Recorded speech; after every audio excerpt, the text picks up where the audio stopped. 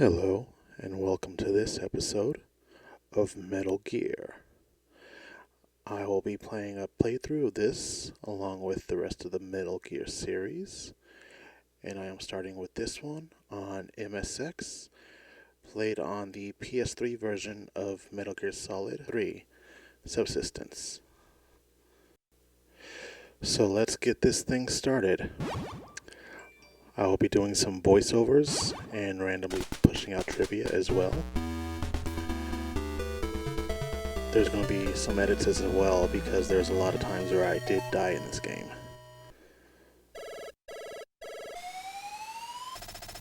This is Big Boss. Operation Intrude N313. Infiltrate the enemy's base, Outer Heaven, and destroy the ultimate weapon, Metal Gear. Let's go over the details first. Make contact with Gray Fox and find the location of the ultimate weapon, Metal Gear. Let's use frequency 120.85 for all communication from now. Over.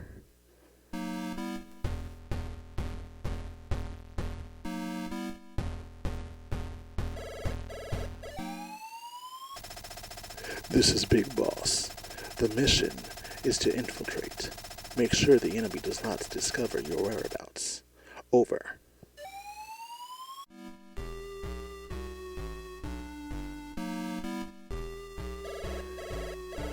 The first bit of trivia I want to mention is, I just learned that many people don't know this, but the character of Snake was based off the character of Snake Plissken in Escape from New York, played by Kurt Russell, which came out in 1981, and this game came out in 1987, I want to believe, either 1986 or 1987. And at the time, Escape from New York was one of Kojima's reportedly favorite movies at that time. So apparently not a lot of people, or not everyone who's a Metal Gear fan knows that, so I was not aware of that, but I've known that for a long time.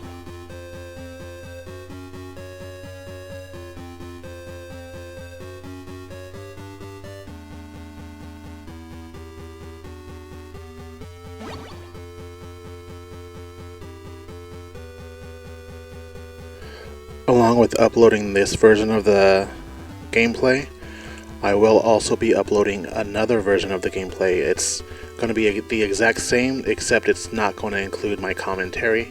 So it's not going to have any of the trivia or like any of this. It'll just probably still include me voicing the lines that the characters speak.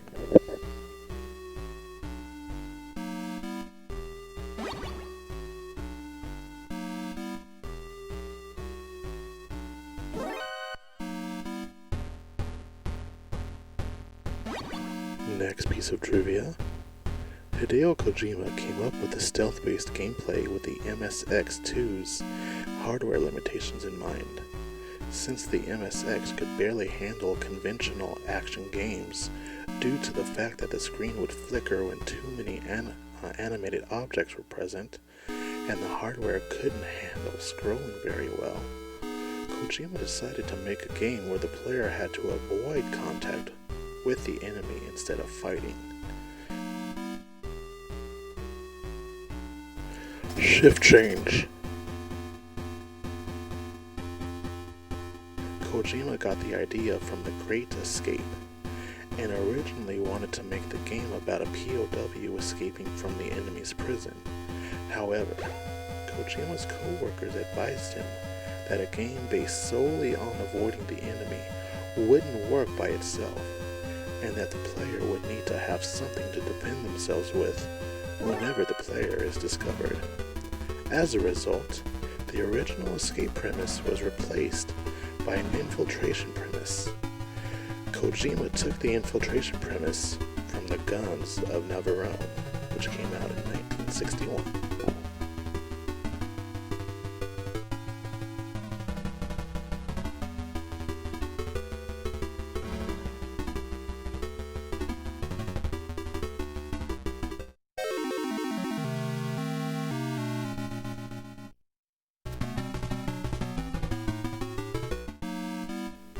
I'm not sure if it's ever specifically stated in this game. However, this game does take place in 1995.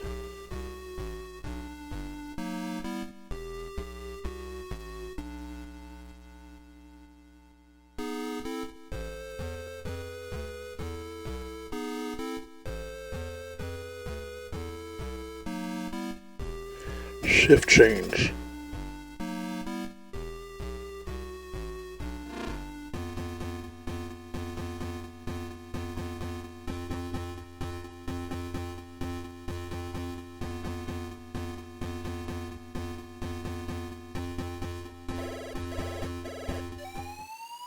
This is Big Boss. Watch out for the surveillance cameras. Over.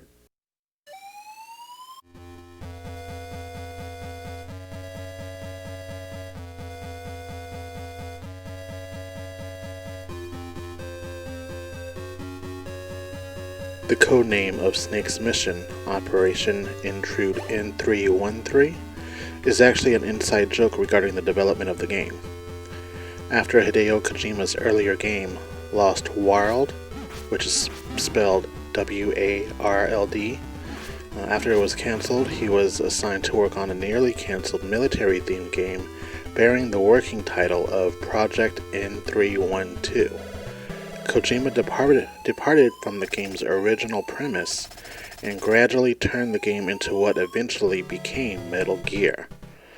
In the game, Gray Fox's failed mission was titled Operation Intrude N312.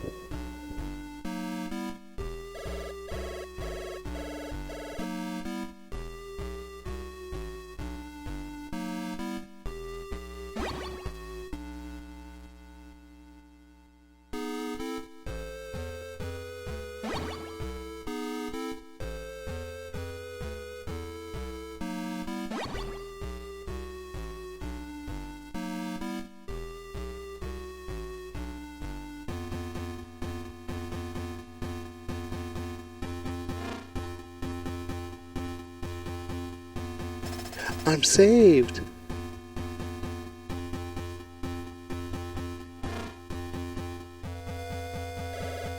Yeah, I forgot to get the gas mask.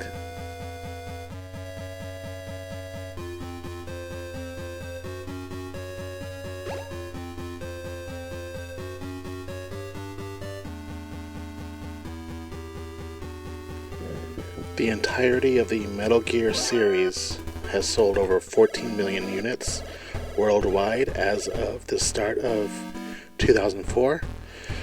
Now, of course, that doesn't include Metal Gear Solid 4, Metal Gear Solid V or 5, or however you want to pronounce it, Peace Walker.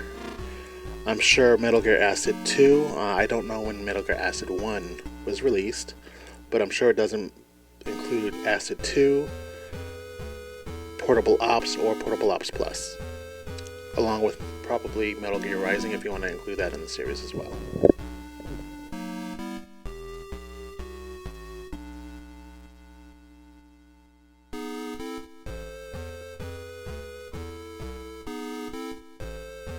I apologize for the many times there's going to be me being silent.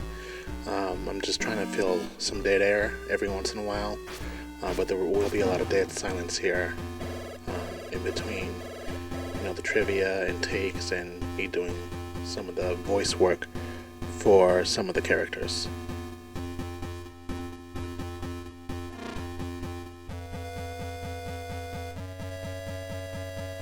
I'm sleepy. Got it.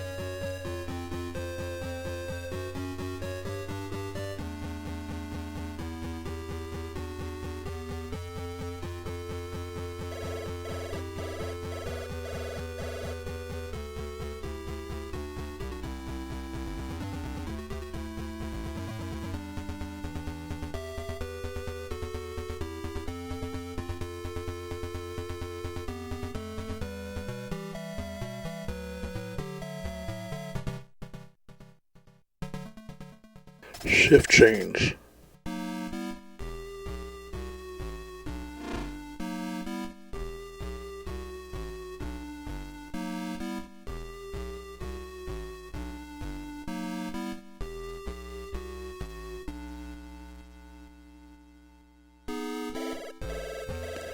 The character on the cartridge that is supposed to be Solid Snake is actually Kyle Reese, played by Michael Biehn from The Terminator, that was released in 1984.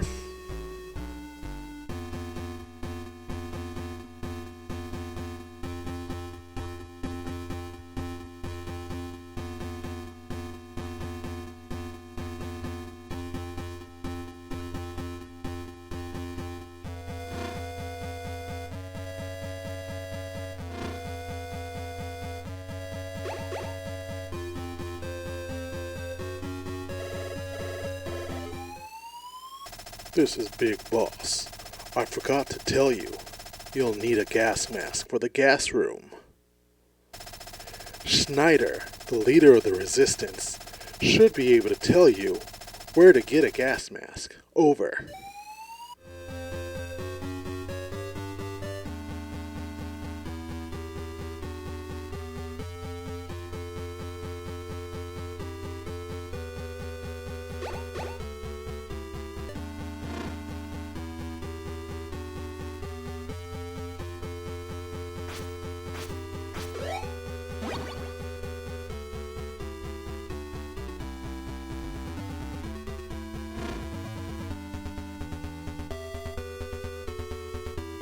Thanks for saving me. The Foxhound member that infiltrated this base a few days ago is unharmed. They captured him.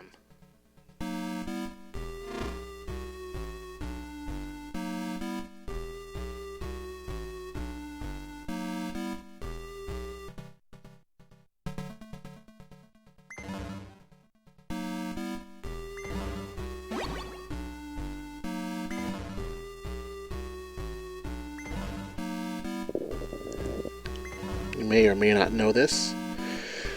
This game came out in 1987 and was exclusively released in Japan on the MSX game console.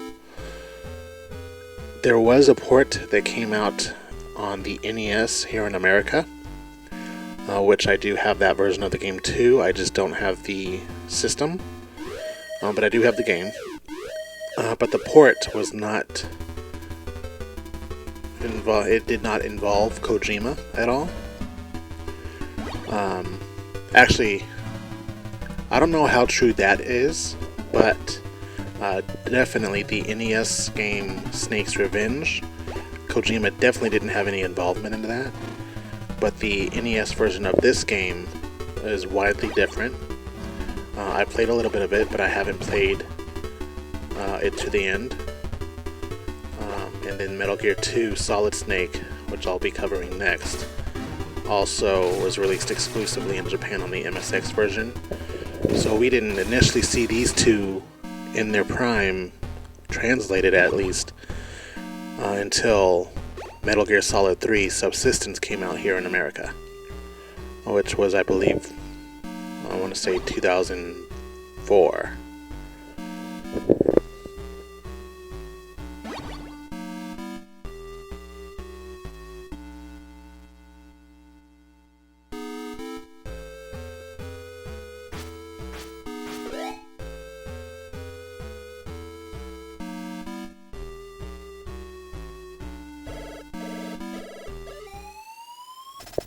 This is Big Boss. I forgot to tell you, in order to turn off the juice, you'll have to destroy the electrical power panel. You need an RC missile. Schneider, the leader of the Resistance, should be able to tell you where to get one. Over.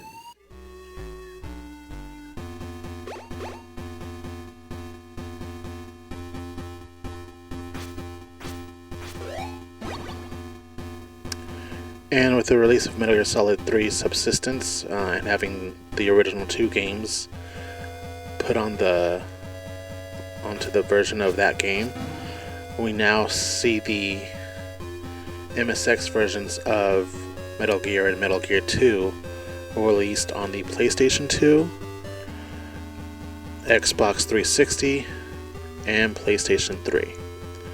And I'm sure many of you may know this as well. I'm not sure if the 360 version is backwards compatible to the Xbox One and the Xbox Series X and S, but you should be able to get access to it on the PlayStation side of it through PlayStation Now, if you don't have a PlayStation 3, and be able to play it on the PlayStation 4. Although I haven't played Metal Gear Solid 3 through PlayStation Now, I do have this on the PlayStation 3 through the Metal Gear Solid HD collection, and I do also have Subsistence on the PS2. What you're seeing here, the version that you're seeing here, is played on the PlayStation 3 HD collection. I have the HD collection and the Legacy Edition. I have not played it via PlayStation Now, so I'm not sure if you're able to play these two original games through Metal Gear Solid 3 on the PlayStation 4. If someone can confirm that for me, that'll be awesome, because that would be an interesting piece of information and knowledge that I would like to have, just from my own trivia sake.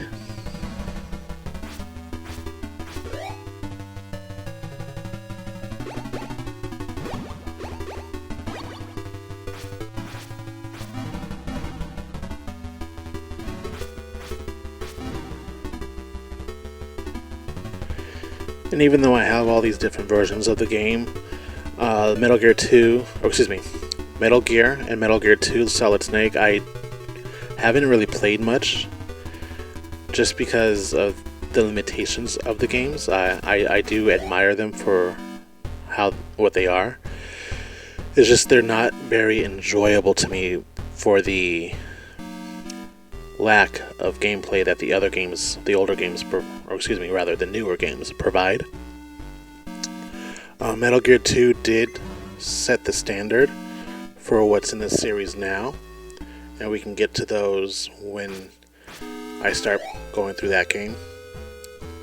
But this game in particular is very, very limited in its gameplay, and this, in conjunction with Metal Gear 2, I'm just not really fond of, for the graphical limitations as well as the gameplay limitations.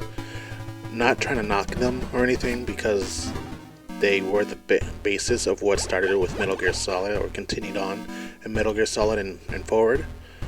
And Metal Gear Solid is the game that made me fall in love with the series, and it was the very first game that I played in the series to begin with. But I do appreciate these for what they are.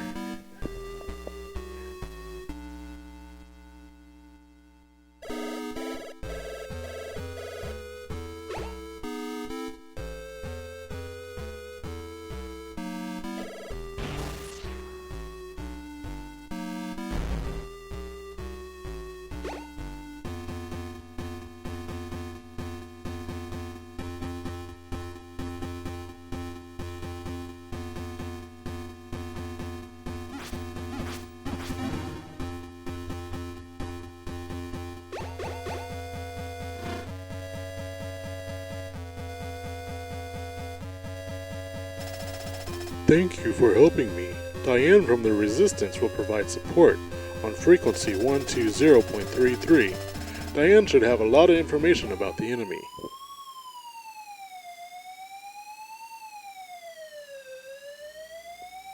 This is Solid Snake. Come in. This is Steve. Diane. If I know Diane, she's gone shopping and won't have come back yet.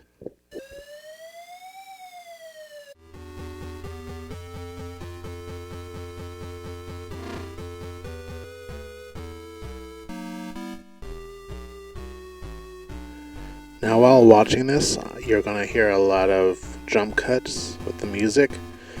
That's me editing out all the times that I've died in this game. I am truly terrible at this game for the fact that I haven't played it often, so I don't remember or haven't memorized a lot of the things in the game. So I do apologize if it's troublesome to your ears to listen to.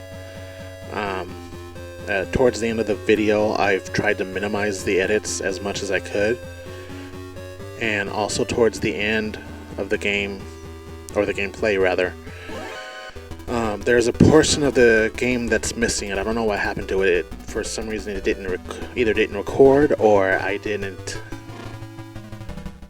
save it, or I don't know what happened. but there is a portion of the game that you'll notice that's missing towards the end, and I didn't feel like going and replaying the game just to capture the however much of the gameplay that I missed. It doesn't really affect the story or anything at all, but you will notice that towards the end, and I just wanted to say also that I just apologize if it happens to hurt your ears for all the times that I died and I edited those out, and you'll hear the noticeable jump cuts in the audio. Also, if you may have noticed, I recorded my voiceovers after the gameplay was already played. It's going to be the same way with the Metal Gear 2 Solid Snake gameplay, where I'll record everything, all of my voice after, because I've already played the gameplay and recorded it. I just don't have my voice yet attached to it. Probably starting with Metal Gear Solid, I'll record my voice along with the game. It'll make it easier to edit. I'll probably have very, very minimal editing with Metal Gear Solid. I haven't decided whether or not I'm going to do face cam with that. You guys can let me know if you want me to do face cam with it. If I've already posted the Metal Gear Solid by the time you're watching this particular video, then you don't have to say anything. However, with Metal Gear Solid, I may or may not start the face cam thing. And I haven't decided if I'm going to start it then or if I'm going to start it with Metal Gear Solid 2. I'm probably going to have a couple of different playthroughs of Metal Gear Solid 2. One where I play it just for the story. I definitely want to do a playthrough of that because I'm still trying to gain all the trophies for the PS3 version of Metal Gear Solid 2. I'm very close. It's been years since I've played it to try to attempt the trophies. The biggest trophy that I'm looking to get right now is I have to collect all the dog tags. I've collected most of the dog tags let me rephrase that. I've collected all the dog tags in very easy, normal, and hard. I just have to collect all the dog tags in very hard mode on the tanker chapter and the plant chapter. I haven't collected any dog tags yet for that mode through those two chapters. I'm considering doing a gameplay of my run for very hard mode without cutscenes and collecting all the dog tags. Collecting all the dog tags would allow me to get one of the trophies for Metal Gear Solid, and then actually along with that I'll get another trophy with getting the blue wig. And that's once I collect all the dog tags. So I'll probably have at least 2 gameplays of Metal Gear Solid 2. The first one may or may not again have face cam. I haven't decided yet, but the second one will for sure have face cam, so that way I can go ahead and post that together with the second playthrough. This is Big Boss. I forgot to tell you, there's a wind barrier there. You need a blast suit.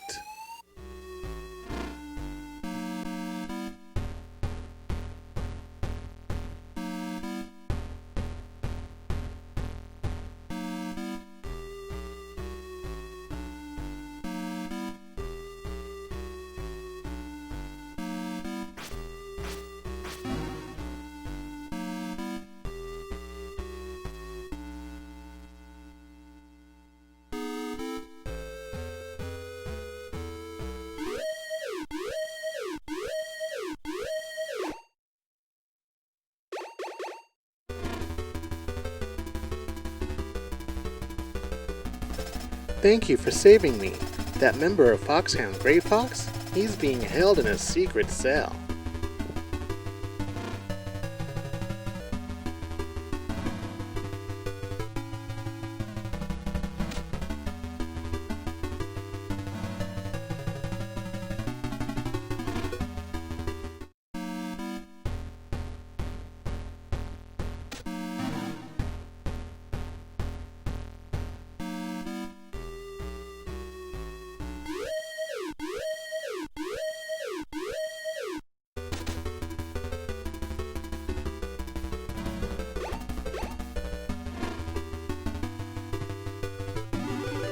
Thanks for helping me.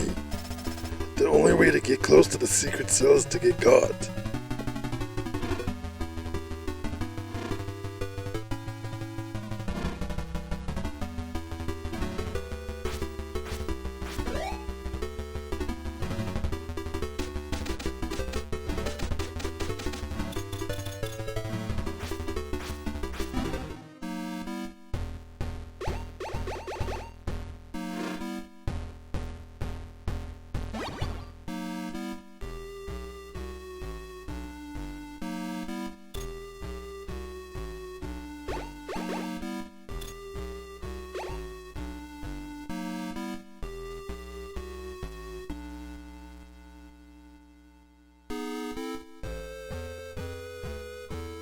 Don't move! Take him away.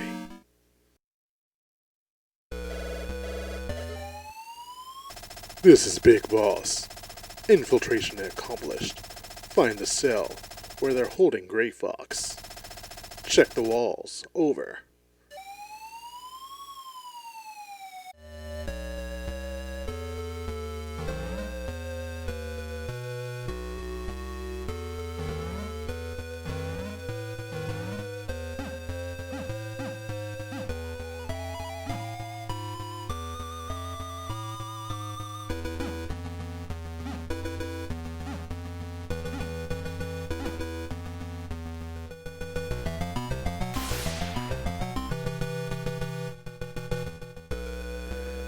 You made it, rookie.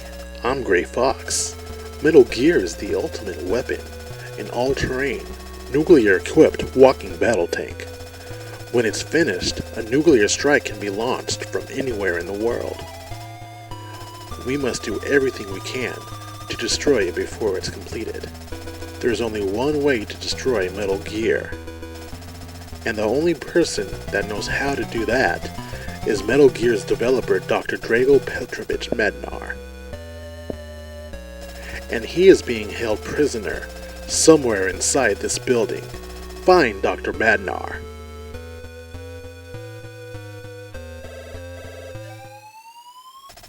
This is Big Boss. Infiltration accomplished. Find the cell where they're holding Gray Fox. Check the walls. Over.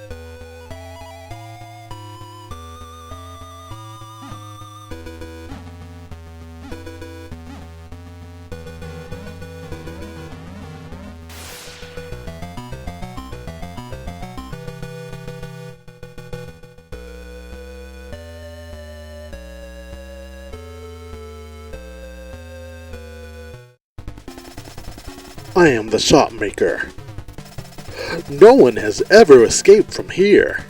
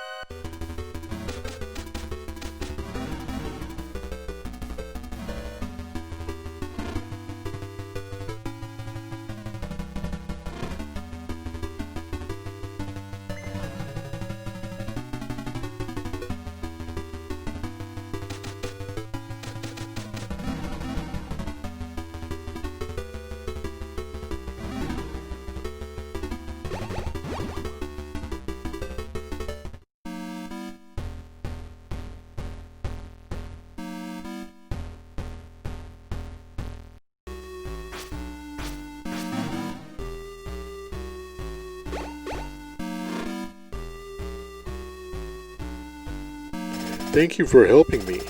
The only way to get into the inner courtyard is to parachute from the roof.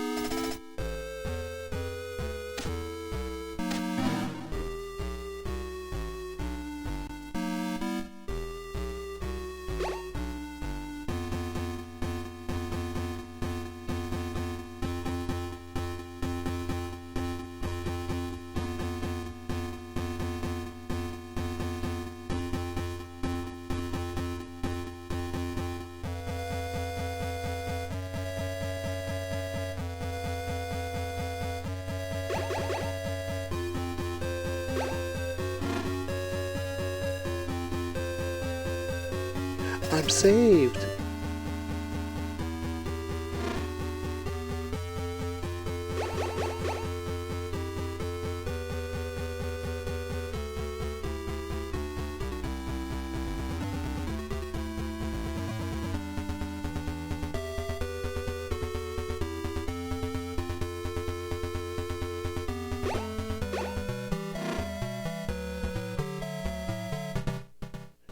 Thanks for helping me. Dr. Madnar is being held in the cell located in the inner courtyard.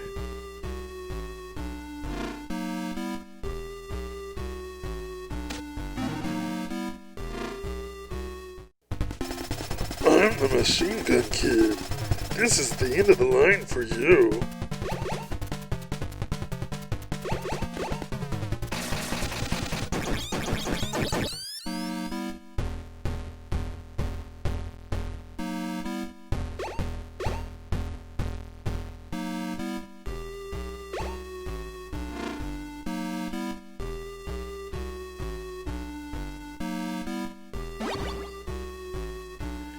So just as a kind of precursor, the games in the Metal Gear series that I have definitely beaten have been Metal Gear 1, Metal Gear 2 Solid Snake, Metal Gear Solid The Twin Snakes, Metal Gear Solid 2, both versions, Sons of Liberty and Substance. Except I haven't beaten the VR missions, all of them. I've beaten all of the Snake Tail levels back on the PS2 version, but I haven't beaten at all of the VR missions. I do own the VR missions disc from the PlayStation 1 series of games, but I haven't beaten all of those missions either. I have beaten both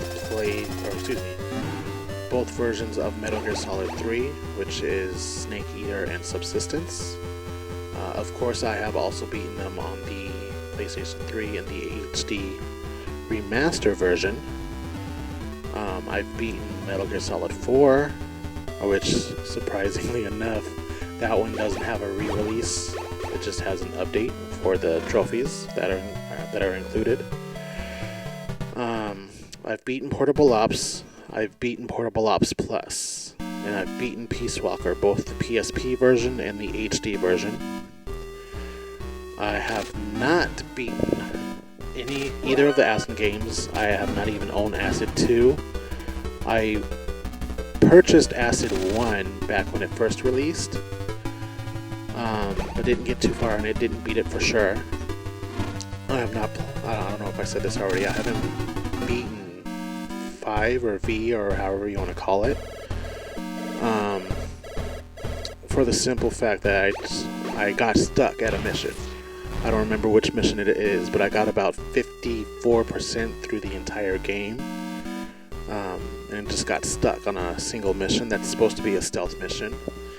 Same with Metal Gear Rising: Revengeance. I haven't beaten that because I got stuck, ironically enough, on a sneaking mission on that one too.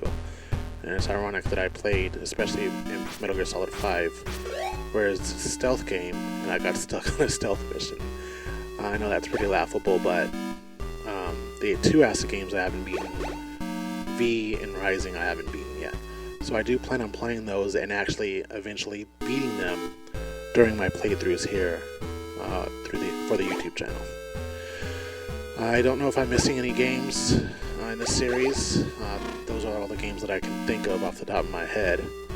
I'm not going to be going through Snake's Revenge. I don't even own it. I'm not going to buy it. I'm not going to look for it. Since it's not a Kojima approved game, I'm not going to do it. You could probably say the same thing about the Portable Ops or the Acid games, that they technically weren't Kojima approved, but he was knowledgeable on them, and he did produce Portable Ops. So I'll definitely, though, be playing a playthrough of Portable Ops. I don't know if I'm going to do a playthrough of Portable Ops Plus, as it's basically a DLC game, even though it's standalone. I haven't decided yet, but for sure Portable Ops I'm going to be doing a playthrough of and posting here on YouTube, along with the main series of games, Metal Gear 1 through Metal Gear Solid V, and then I wanted to be doing a playthrough of Metal Gear Rising: Revengeance.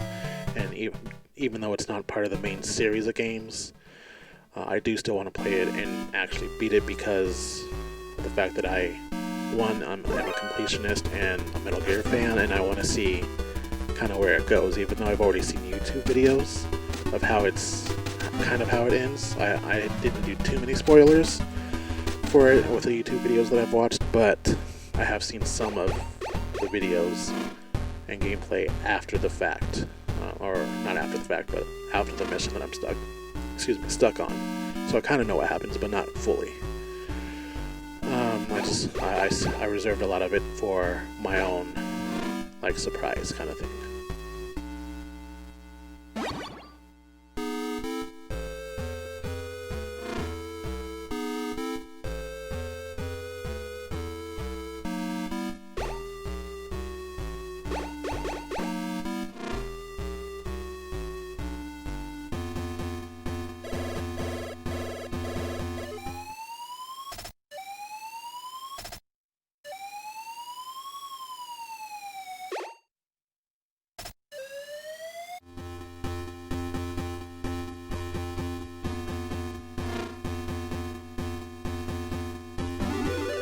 Rescued.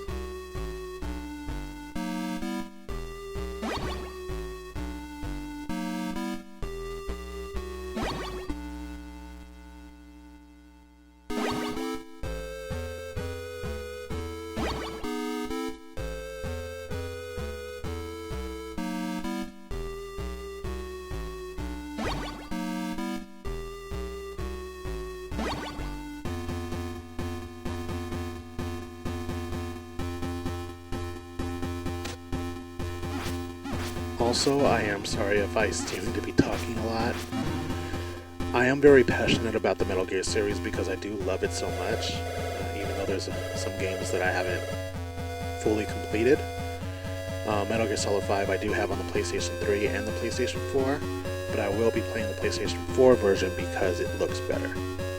But I am sorry that I'm talking a lot in this. That's part of the reason why I want to upload another version of this without my talking, so that way you can go and watch that version of it if you don't want to hear my voice, which I completely understand if you don't.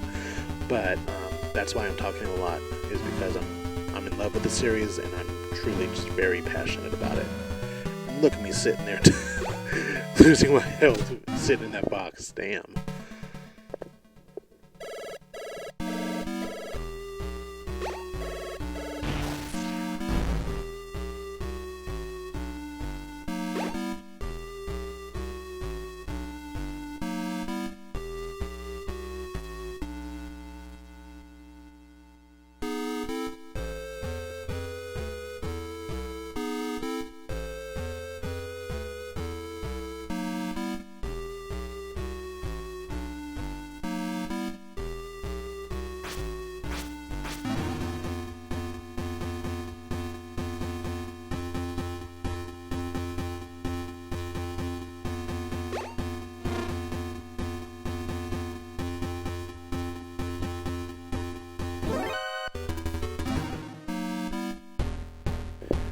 As you've heard me say, I'm completely in love with this series. I do own multiple copies and multiple versions of the game, starting from...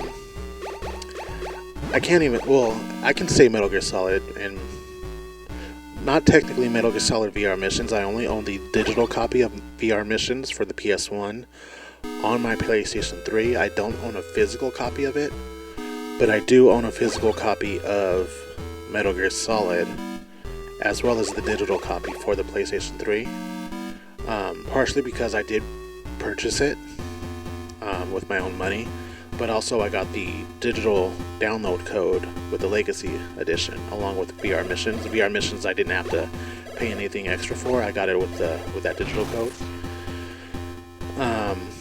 But starting from there, I have both digital and physical of Metal Gear Solid. I have the PlayStation 2 versions of Metal Gear Solid 2 and Metal Gear Solid 3, along with the HD edition on both PlayStation 3 and PlayStation Vita. I have the physical edition of the HD edition on PlayStation 3, but I didn't get the digital editions. But of course, as you know, if you're in America, the HD edition comes with Peace Walker. I also have the PSP version of Peace Walker, only the digital edition though.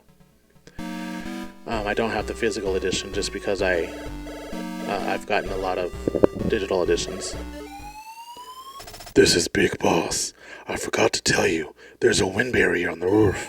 You have to go get a bomb blast suit.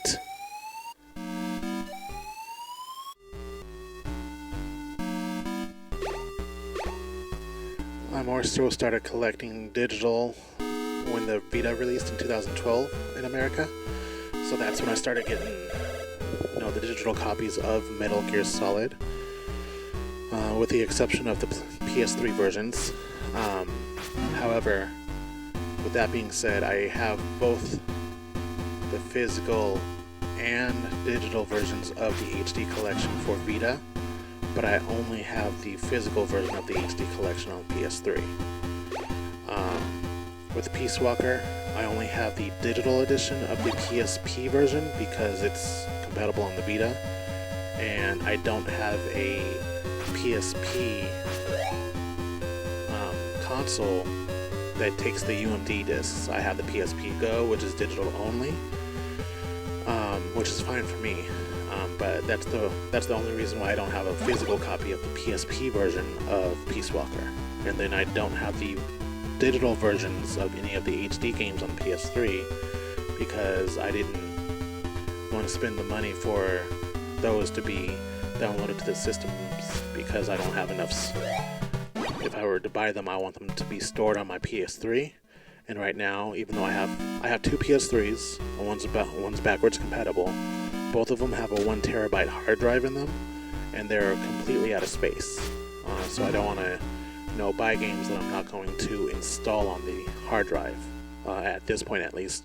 Some of the games I want to do some playthroughs of, and then once I beat them, I'm going to delete them from the hard drive, at which point I may or may not buy the digital version of the HD edition, but that's to be determined. With that being said, I do also have the digital and physical version of Metal Gear Solid 4. The digital version I ended up getting for free on the PS3 through PlayStation Plus. The physical version came with the not the HD edition, I believe. No, it came with the Legacy edition. So I have the Legacy edition that has the Metal Gear Solid 4 disc in it. I originally bought Metal Gear Solid 4 when it first released, and I bought the collector's edition. I still have the collector's box. Thank you for saving me. If you have a parachute, you can jump off the edge of the barrier. But I don't have the original disc that came with that game.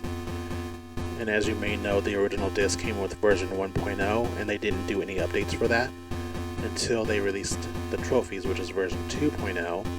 And now if you buy, I think if you buy the Greatest Hits version along with the Legacy Edition disc, version 2 is installed on the disc, so you don't get version 1.0 without the trophies. But I don't have the original disc anymore. I just have the collector's edition box that came with the Blu-ray. I guess it was a documentary. I haven't watched that in a long time, but I still have those. And then I have, when it comes to Metal Gear Solid 5, that one's a little bit complicated. I think I have, what is it? What was the first part? Ground Zeroes. I have Ground Zeroes digitally on the PS4. I have the Phantom Pain digitally both on PS3 and the PS4. I'm looking at my physical games right now. I don't have the physical edition of either Ground Zeroes or the Phantom Pain. I'm not sure why that is, as to why I didn't get the physical version for either one.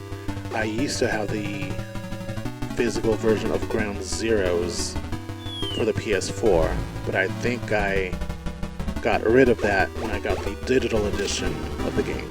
And I got the digital edition for free, I believe. I want to say through PlayStation Plus, if I'm not mistaken. It was either that or I got it on sale. However, I do have the Phantom Pain on both my PS3 and my PS4. And then Metal Gear Rising, I don't know if they have it available digitally, but I do have the physical version of that, of course. If they have it digitally, I may or may not buy it. I don't know yet. I haven't decided it. Probably not. And then that's about all for those series of games. I know I probably went overboard with explaining it, which I didn't have to, and I'm probably overboard with the amount of copies that I have. But I have Metal Gear Solid 2, Snake Eater, and Substance for the PS2. Metal Gear Solid 3, Snake Eater, and Subsistence. I don't know if I said Metal Gear Solid 2, Snake Eater, I meant Sons of Liberty. Metal Gear Solid 2, Sons of Liberty, and then Substance for the PS2. Metal Gear Solid 3, Snake Eater, and then Metal Gear Solid 3, Subsistence for the PS2, along with their respective HD counterparts through the HD edition and the Legacy edition on the PS3.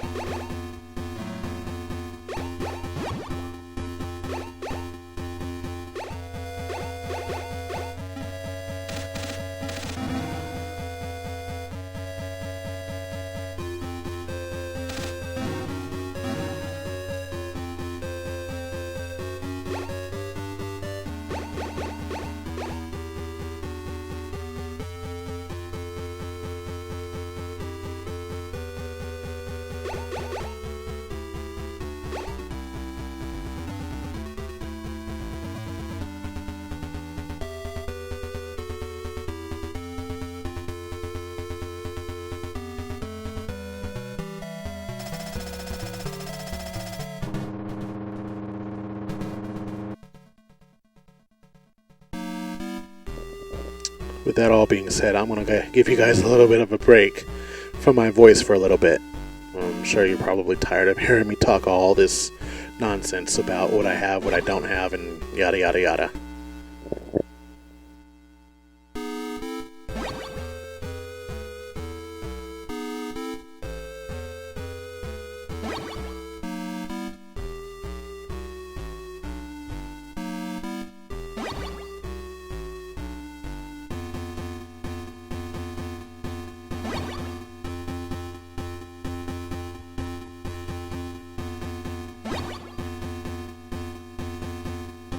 Also, I've basically run out of trivia on this game too. I'm going to go ahead and start looking for some more trivia to give out to you guys.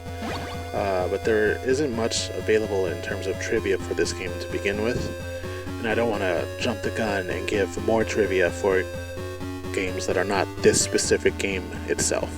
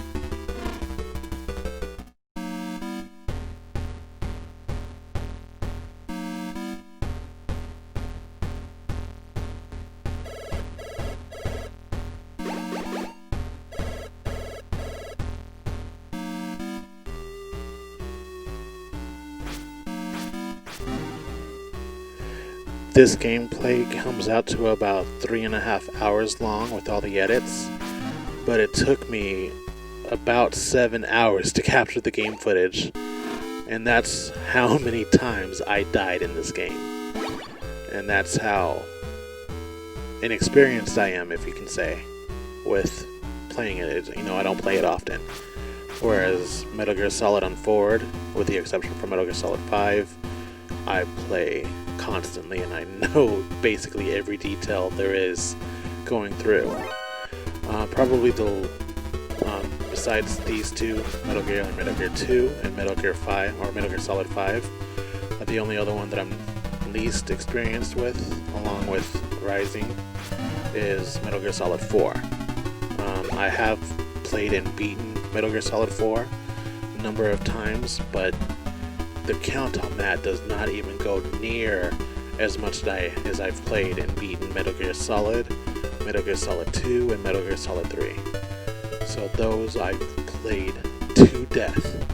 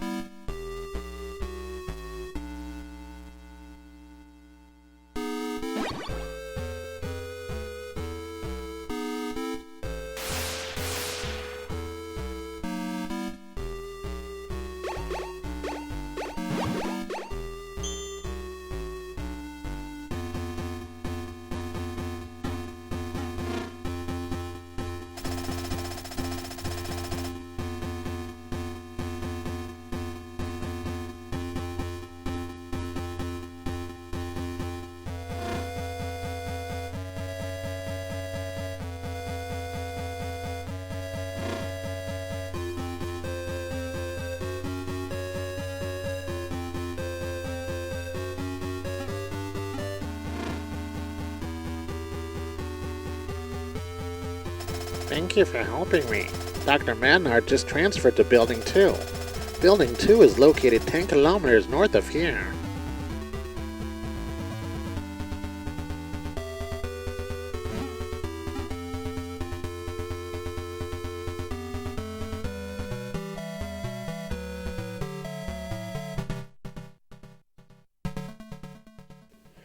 Here's some interesting trivia that I just read. The NES version of Metal Gear is listed in the 2008 Guinness World Records Gamers Edition as the first game to fully utilize stealth as part of its gameplay.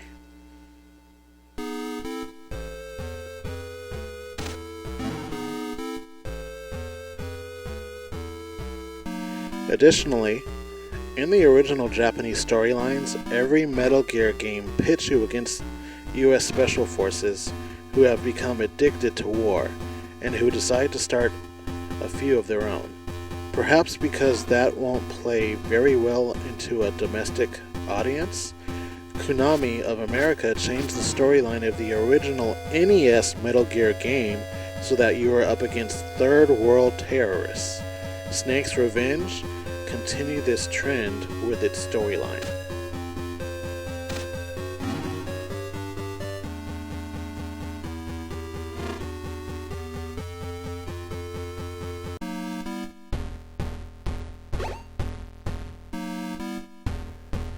The game documentation included a map composed mainly of gameplay screenshots.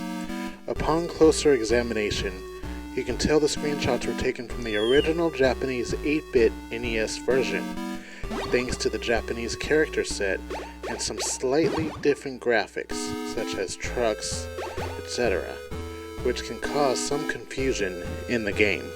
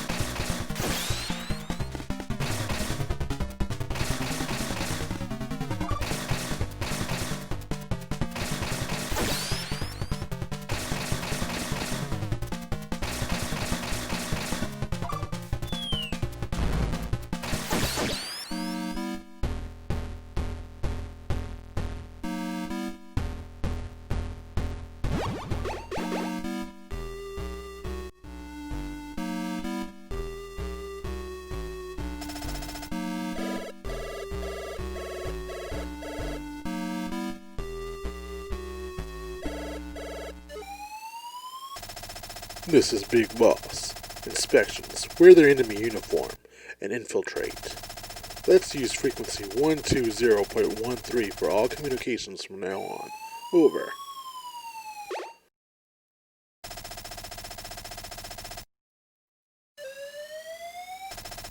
Hi, this is Diane. Let's use frequency 120.91 to communicate from now on. Call me again, okay? Bye!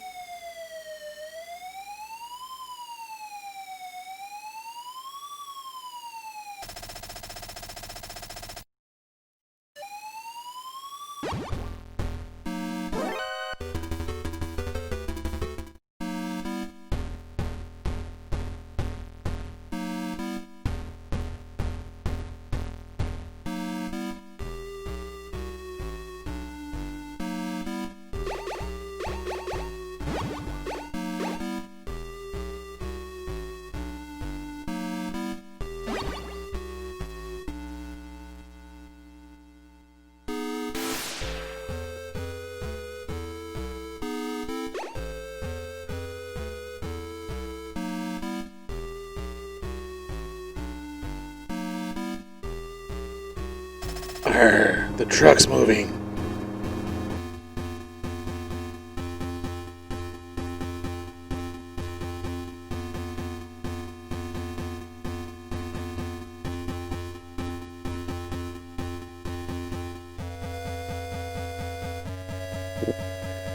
The in-game dialogue in the NES version of this game was translated by Konami in Japan, whereas the NES version's instruction manual was written by a writer Konami had in their US division, which were in charge of packaging and distributing their games. Konami of Japan had almost no editorial supervision over what the writer wrote in his manuals. Because of this, the writer would try to make his manuals as humorous as possible by taking any liberty with the game's plot. In the manual, the reader is led to believe that a Middle Eastern terrorist named Vermin Katafi, a play on the name of Muammar Gaddafi, most likely, is the bad guy in the game, and that Snake's commanding officer is named Commander South. However, no such names are featured in the game's dialogue. In the actual in-game plot, the main villain's identity is intentionally kept a secret to the player because of an eventual plot twist. And we do know that the plot twist is that the villain is Big Boss. The writer of the NES manual, intentionally or not, ignored this plot twist by making a made-up villain name that's not featured within the game. Snake's Revenge, the American sequel to Metal Gear, also suffered from a similar localization treatment. Snake's Revenge continues the plot established in the first Metal Gear for the MSX and NES, and even has an appearance by the actual Metal Gear Mecha, which was replaced by a supercomputer in the NES port of this game. In the in-game plot of Snake's Revenge, the player is sent to neutralize a terrorist group from an undisclosed hostile nation who are developing a new Metal Gear prototype. In the manual, another made-up villain by the writer named Higurola Kakamami, a play on the name of Ayatollah Khomeini, most likely, is described in the storyline. Snake's Revenge has even more banal attempts at humor by describing one of the characters to be related to Ginger from Gilligan's Island. The writer of KOA's manuals, or Konami of America's manuals, did the same thing with several other Konami games, including The Adventures of Bayou Billy, Contra, and Life Force, where liberties were taken with the manual for humor, quote-unquote, without any consideration for what the original designers had intended. Now that's something that I never knew before. I don't have any of the game packaging or anything for either the original MSX versions or even the NES game. I only have, for the NES game, just the cartridge. So that was some pretty interesting trivia I did not know before regarding this game. But I can understand people getting confused over the guy's humor, whoever the person was.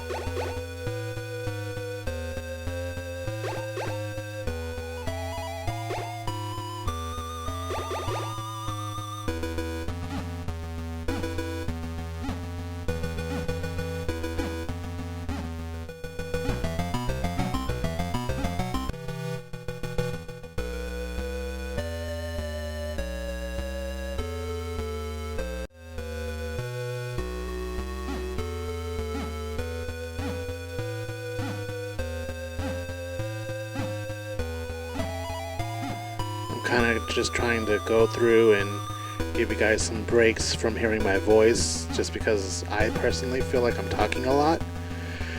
So I just want to make sure that you guys don't get tired of hearing my voice throughout this video.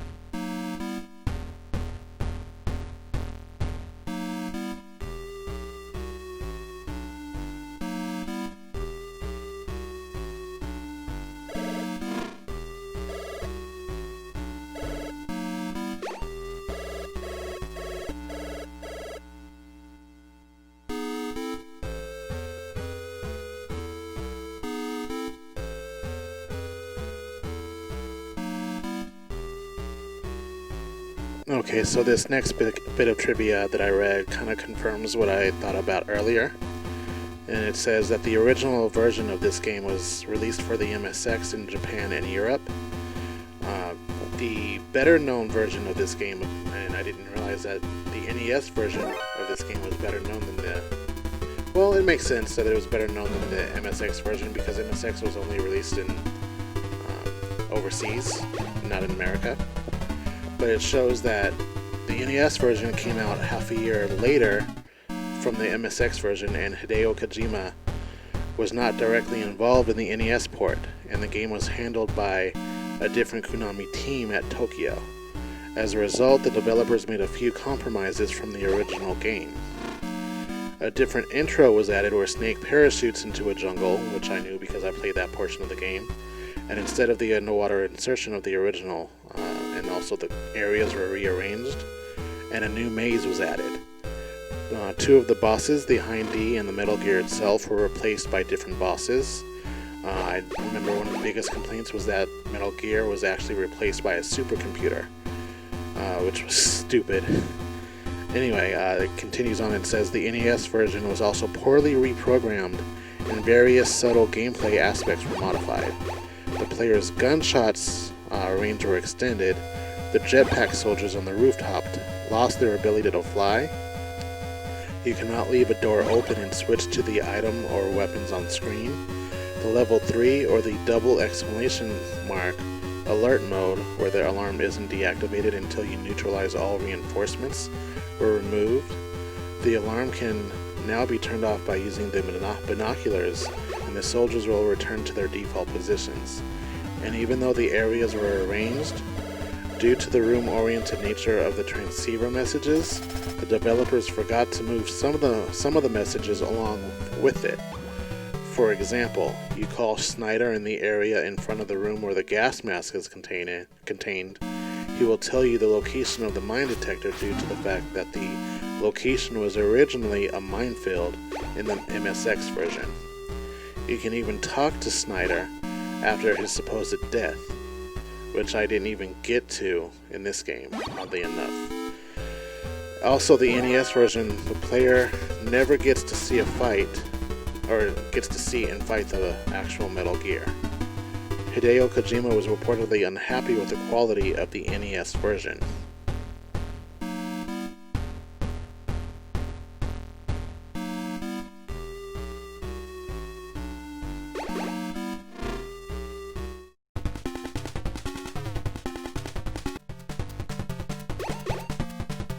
So yeah, I have to admit that when I played this game and went through the gameplay walkthrough, that I went through or used the walkthrough that was provided with the Prima strategy games. It was released electronically only, and I tried my best to follow the gameplay walkthrough that they did. However, the walkthrough was a bit off. Some parts of the walkthrough were not correct as I was trying to play the game. And with that being said, it didn't lead me to everywhere that I should have gone to get the full story of the game. So points where I was supposed to talk to Snyder for advice or whatever, to talk to him, I did not get to. And also, I've read previously that Snyder was supposed to die, and then he comes back in Metal Gear 2 Solid Snake, but I never got to the point in this gameplay where he died, which I'll take some credit in that. I should have gone through the game without the walkthrough and just discovered everything on my own. But I wanted to use the walkthrough to try to make this as quick of a gameplay as possible, because I really, really want to get to the other games that I do really enjoy, which is Metal Gear Solid and beyond. Because I'm really excited to get to those, but I wanted to try to get to them as quick as possible, which actually didn't end up too well for me, because it's taken me weeks to edit this down and get everything together so I can post it on YouTube so I can get to the other games. But yeah, there's my long admission, which should have been shorter, but I used a walkthrough to get through this game, and that's why some stuff is missing in terms of like Snyder's death, and certain conversations are not there because I didn't know that they were supposed to be there, because the walkthrough didn't say anything regarding it, and it was just, the walkthrough itself was just a mess and incomplete.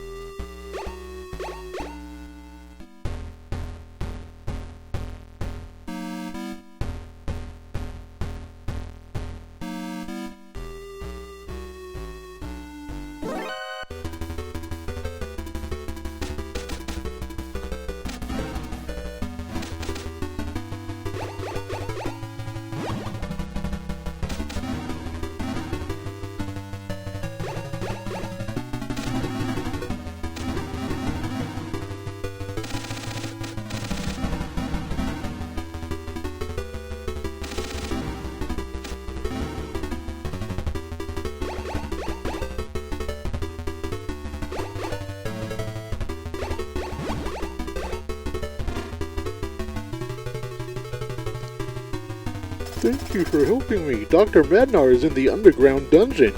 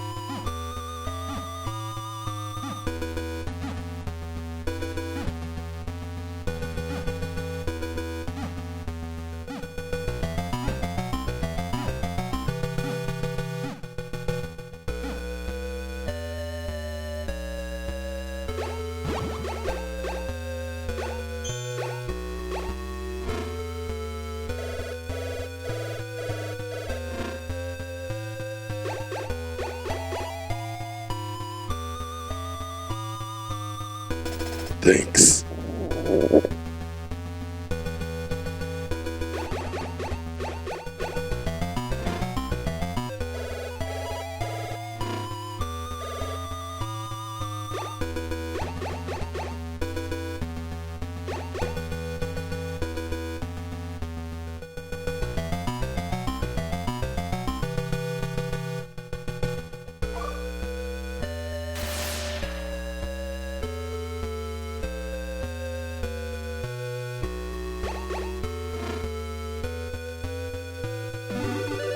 Thanks for helping me. The only way to get out of this floor is to find the north elevator.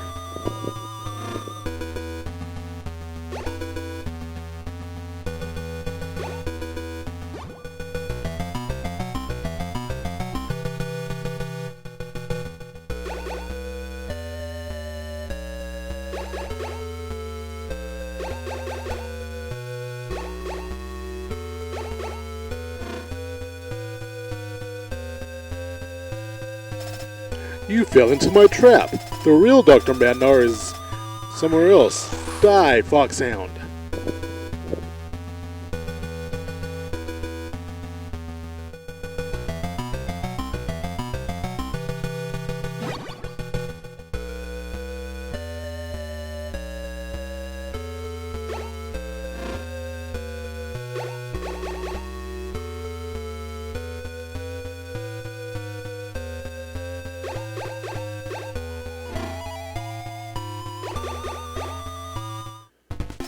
I am the fire trooper.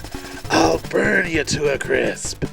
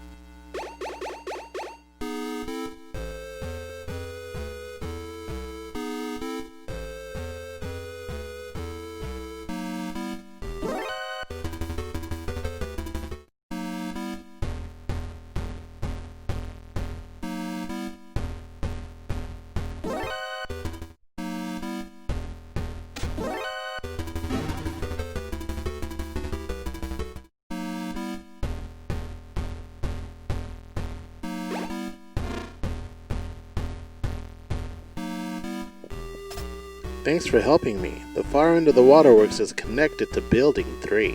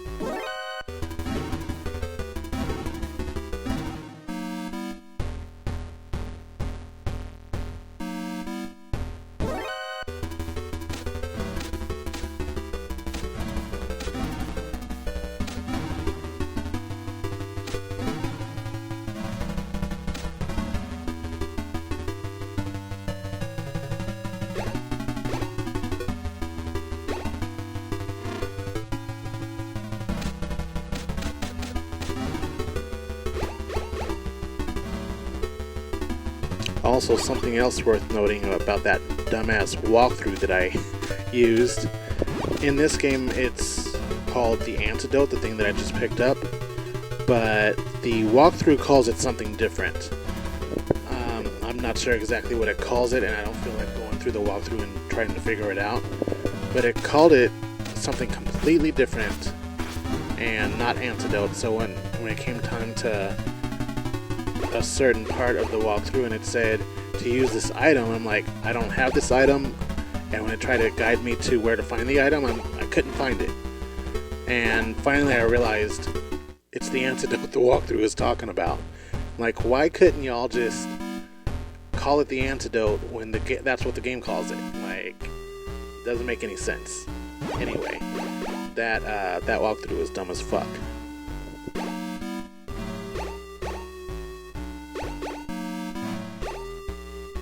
And also regarding these two Billy Bobs right here that I kept getting ran into by them, the walkthrough was not clear on how to get rid of those two things either.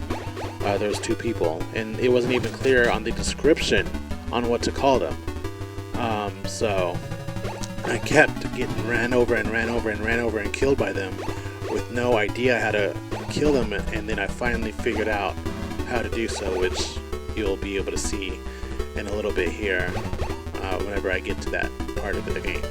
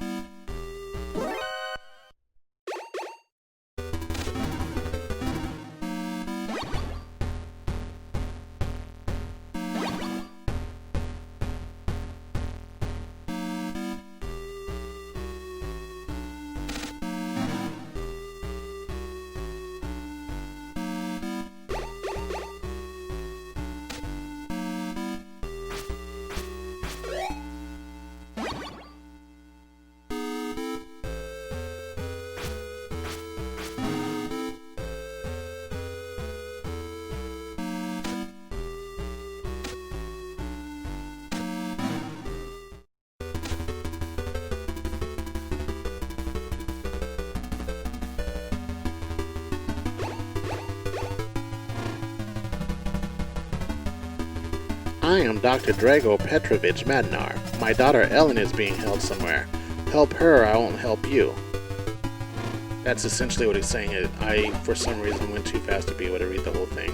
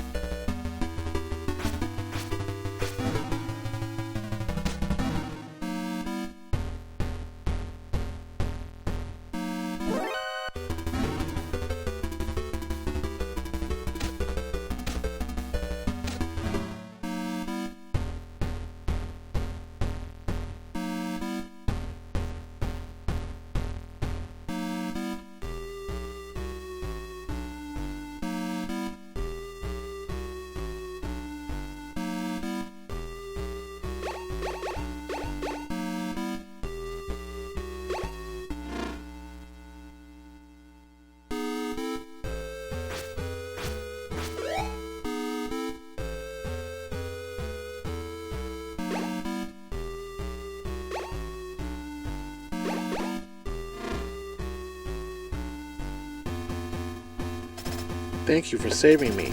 You should be able to contact Jennifer, but she's very proud, so make sure you have a high class ranking.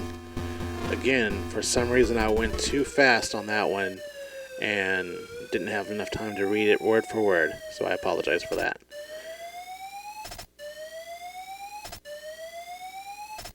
And she's supposed to be getting together a rocket launcher for me, which was what that conversation was about. I'm sure there's somewhere in here that I gave enough time to be able to read it, but I must have went through and deleted it because I kept dying so many times. So, and I'm not gonna go back and try to re-edit this because it took... I've literally been working on the edits for this for weeks, like 3 weeks at least. And I just want to get this out, man.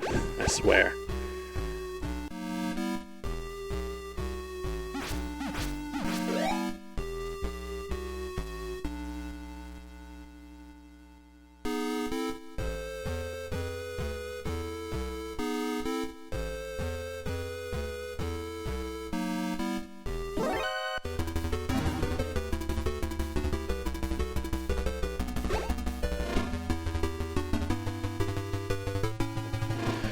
The reason why it's been taking me so long to get the edits done and to get this out and uploaded to YouTube is because I do have a full-time job that I work. I do also work overtime, and I also have 3 kids that I take care of when I'm not working. So with that, you know, it makes my time to do other things very limited. And you know, when I either don't have the kids or when I'm finally free for an hour or so, I really just don't have the energy for much else except for just relaxing and catching up on whatever, like TV, if I'm able to, or whatnot. A lot of the times I have to, make sure the house is in order, clean, do laundry, whatever, and it doesn't leave a lot of time for the things that I actually want to do, like playing games and making videos and all that.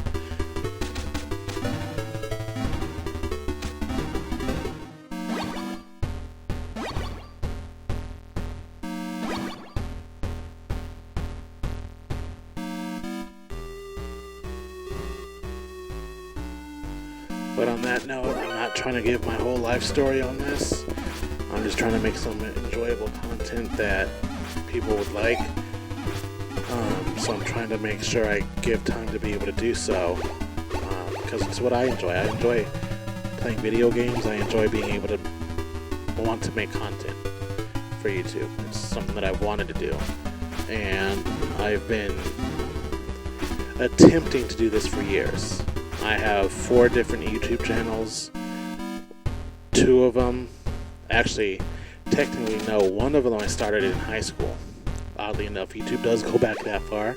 I'm only 34 years old, but when YouTube was just first getting started was when I was a junior in high school. When I was a junior in high school, that's when I created my first YouTube channel. And my second one I created when I think when I was a freshman in college, and then the other 2 after I came out of college. And that's when I started to do more things after college in terms of all 4 of my YouTube channels. Technically 2 of them is the ones that I was more active in. And then after a couple of months, I just got so busy with working that my concentration on my YouTube channels just dwindled. And after finally years of just being so busy, I decided that I wanted to do what I wanted to do and do what I love, which is starting back up my YouTube stuff.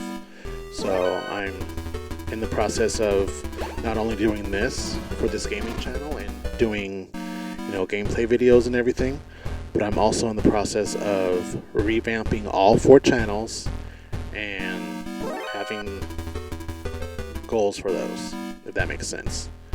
So along with this gaming channel, I have my ranting channel, I have a skit channel, and I have a channel that I want to do more film stuff with.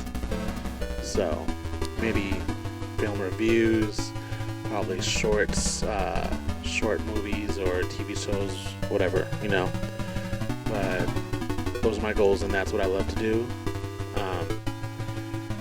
And I'm trying to set aside the time to be able to do stuff for all 4 channels across the board. But right now I'm starting off with the gaming channel and then trying to take it off from there.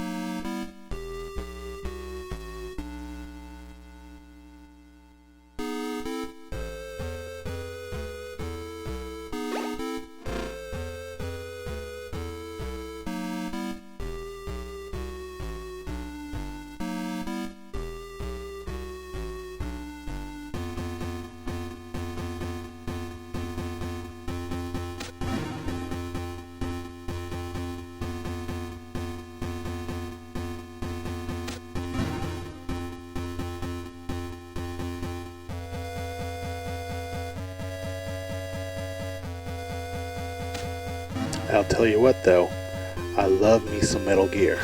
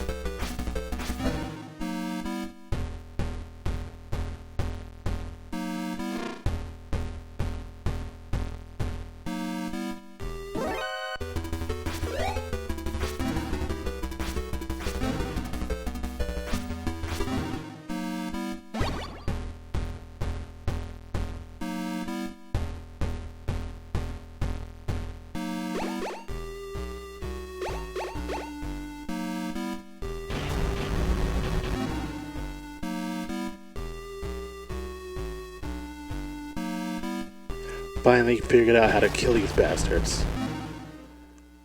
And killing both of them got me the key card, so that was a load off my chest, and I was so relieved when I finally got them and killed them. Like, you have no idea.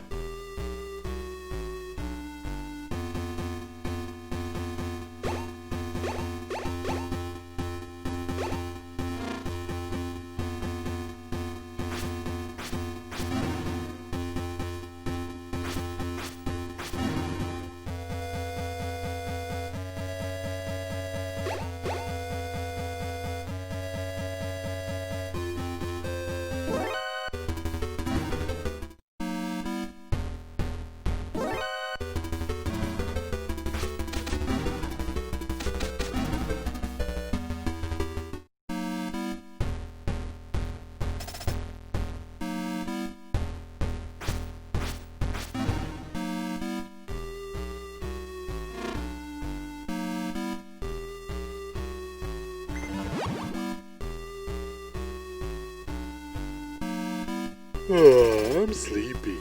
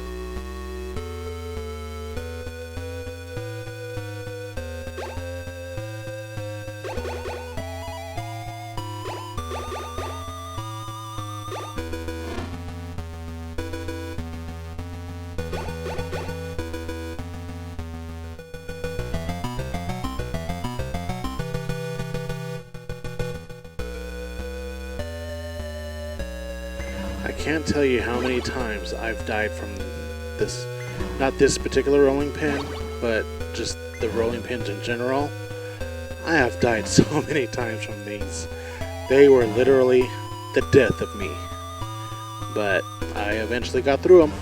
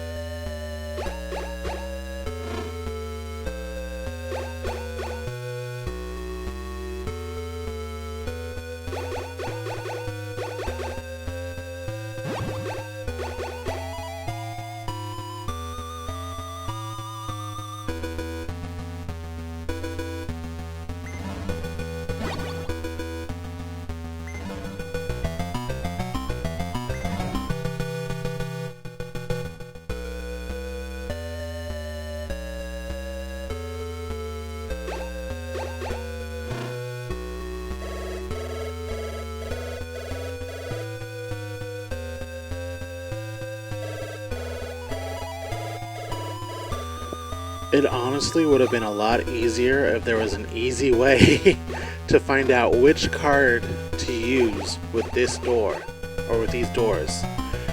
I probably skipped some of them or edited some of them out. I don't remember if I did or not. But with each door, I had to go through my inventory and test out each card to see if a card would work or not. If they would have put a number on each door, that would have made it so much simpler and quicker to get in and out of each door. And I don't know why they didn't do that. They did that with Metal Gear Solid. I just don't know why they didn't do that with this game.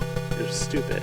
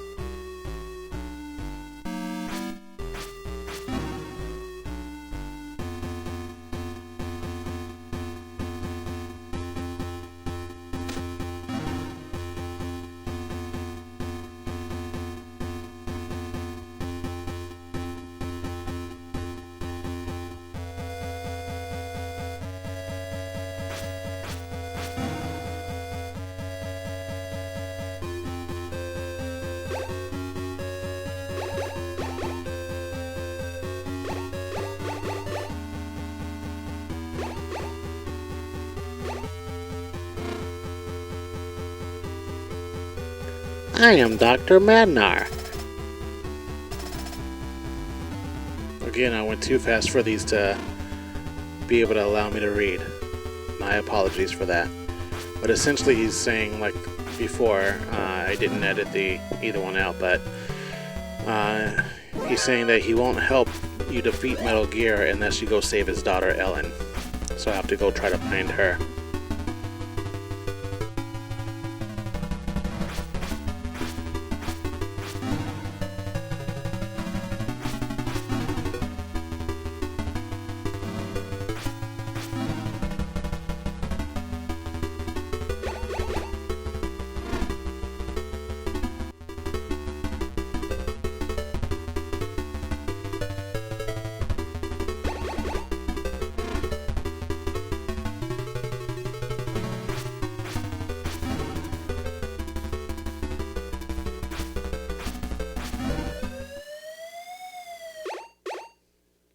This is Snake. Come in. This is Jennifer. I'll open the door for you.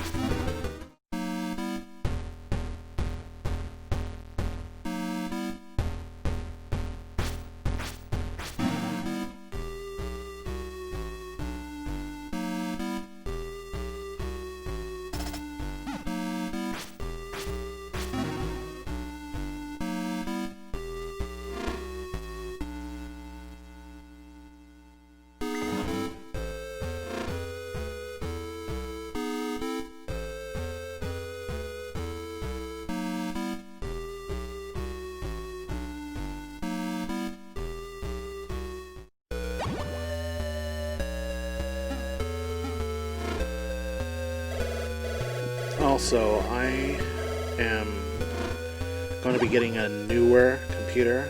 The computer that I'm working on now is a MacBook Pro mid-2009. I am waiting for a mid-2012 MacBook Pro to come in. I tried and tested out streaming with the computer I have now, but it's just, I guess, too old to be able to handle stuff like that.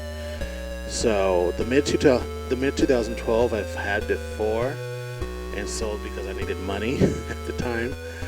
But I'm getting that one again, and we'll be selling this one that I have after the mid-2012 comes in.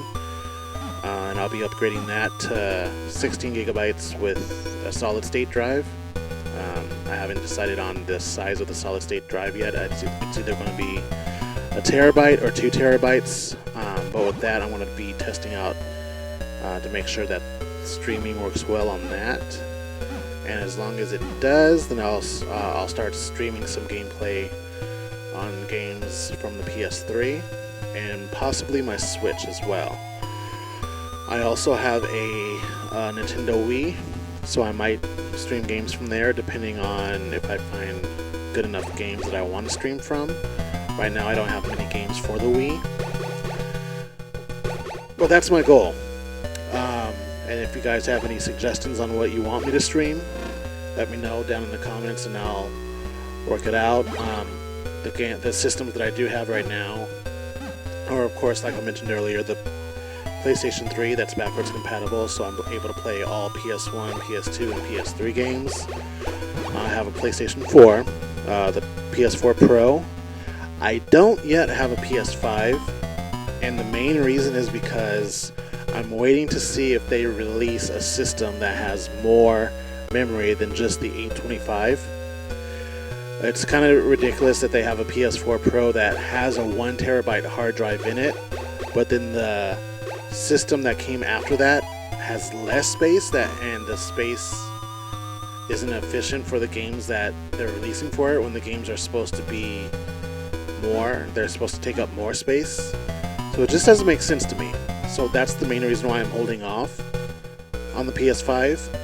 I know you can expand the storage with the M2 drives, but as far as I know, as of this date, they haven't announced or released any compatibility with a specific drive yet that's to their standards. And I'd prefer a system that has a good amount of storage space inside of it before I decide to expand it. For instance, my PS4 Pro, I put a 2 terabyte drive in, and I have a 2 terabyte external hard drive, which is sufficient for my needs in the games that I have digitally. Most of my games on the PS4 are digital. I only have 4 physical games for the PS4. But anyway, I digress. I can stream easily enough directly from the PS4. So any game that I have on the PS4 Pro, I'm able to stream because of the hardware that's inside of it. But I want to get I got the mid-2012 computer, so that way I can stream from everything else. I don't have any Xbox systems yet, but I do plan on getting, at the very least, an Xbox Series S at some point soon, probably anytime within the next 6 months, as soon as it becomes available. I only say the S because I'm not too worried about the quality of the image, or the games, I should say, on the Xbox, because I'm not a big Xbox player. I'm mainly only getting an Xbox because my daughters want one, and they've only expressed interest in one game for the system. And so I bought the game. It was on sale. I got the digital version of it. It was on sale for $10, so I already bought that game. I'm not going to stream that game because it's for the girls, and it's a kids game. I'm not too big on kids games playing for myself. However, once I do get the Xbox Series S, I might buy a couple of games for myself that are Xbox exclusive. Just because I'm not a big Xbox person. I'm more of a PlayStation person. So the majority of the games that I will be playing will be on the PlayStation because that's what I prefer. If I stream or play anything from any other system, it's going to be exclusive to that system, such as exclusives for the Nintendo, which will probably more than likely be Mario and Zelda games, and then whatever's exclusive on the Xbox. I know Xbox majority of the games there that are exclusive are first-person shooters, and I'm terrible at those games. I truly am terrible at first-person shooters. I've tried playing them on the Xbox, I've tried playing them on the PlayStation, and I suck at those, to be honest, so those are not my forte. You'll hardly ever see me play a first-person shooter game on this channel. And if I do, it's just to test it out, and it's probably not going to be anything that's more than 15-30 minutes max if I'm really feeling the game, and then probably won't play it after that. But the computer that's coming in is what I want to be doing the majority of my editing on. I want to be streaming through it. The new M1 Max that are out now, they don't support Boot Camp to have Windows on it. So this computer will be also good for me for the fact that I can install Windows on it and be able to go over to the Windows side and stream specific games from that side, like if I decide that I want to stream Among Us and I want to try like the proximity chat mod or other particular mods for that particular game, I'll be able to go through the Windows side of that computer and stream it from there. But otherwise, I have a streaming capture device that I can plug into the computer and stream through the consoles with the Wii, PlayStation, the Switch, and whatever else. And I might be getting some old school systems as well, like the NES, the SNES, if there's a game that I want to play that's not on the Switch online port emulators for the NES and the SNES. We'll probably be getting a... Well, no, I probably won't actually, come to think about it, get a Sega Genesis and a Dreamcast and all that, just because many of the games that I would want to play from those are emulated on other systems. Like a lot of the Sega games, I have various versions of them on the Sega Genesis collections. Like I have one for the PS3, I have one for the PS4, I have one for the Vita that they released. Actually, no, technically it was released on PSP, but it's available to download on the Vita. But I don't think it's available on the PlayStation TV. I have a PlayStation TV, but I don't think it's on there, compatible on there. And then I have an Atari collection of games that I probably won't be doing any gameplays of. It just depends on if people decide that they want to watch me do some of those. I might do some of those. But yeah, those are my plans so far with the channel. I will be eventually getting into a regular streaming. Days and times and all that are to be determined. I've done some in the past with my kids. I may or may not do that with my kids again in the future. It just depends. I have to work with them, and then I have to make sure I get permission from, their other parent and the brothers. But we'll see. We'll see how that goes. And those are my plans.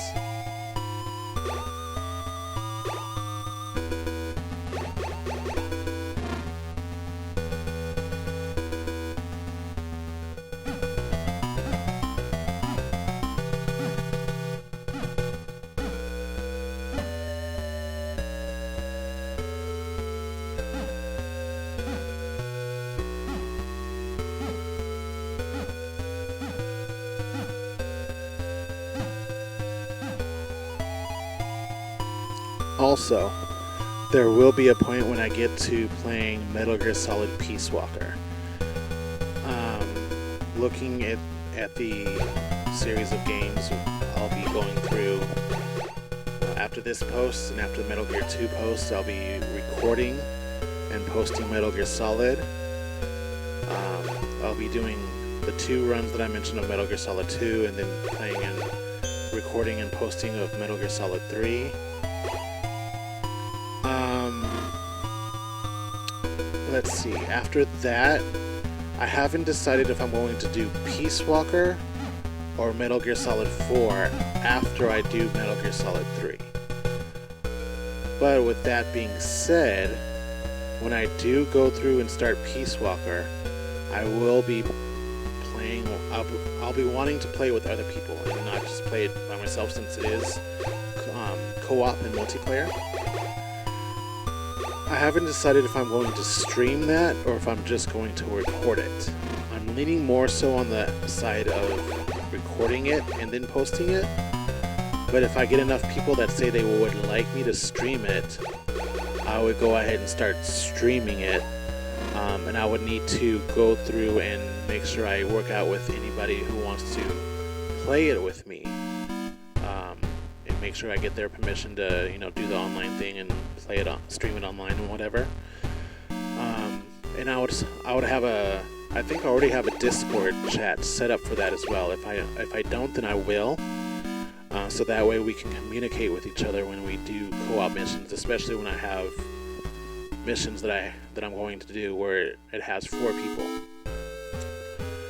I do have a save file that has how many hours do I have built up? I think I have like 365 hours built up on one save file. And I'm trying to decide if I want to replay it on that save file or just start brand new fresh with a brand new save file and go from there. The determining factor is the amount of hours, because the characters I have on the save file that I have are more than half of them are maxed out.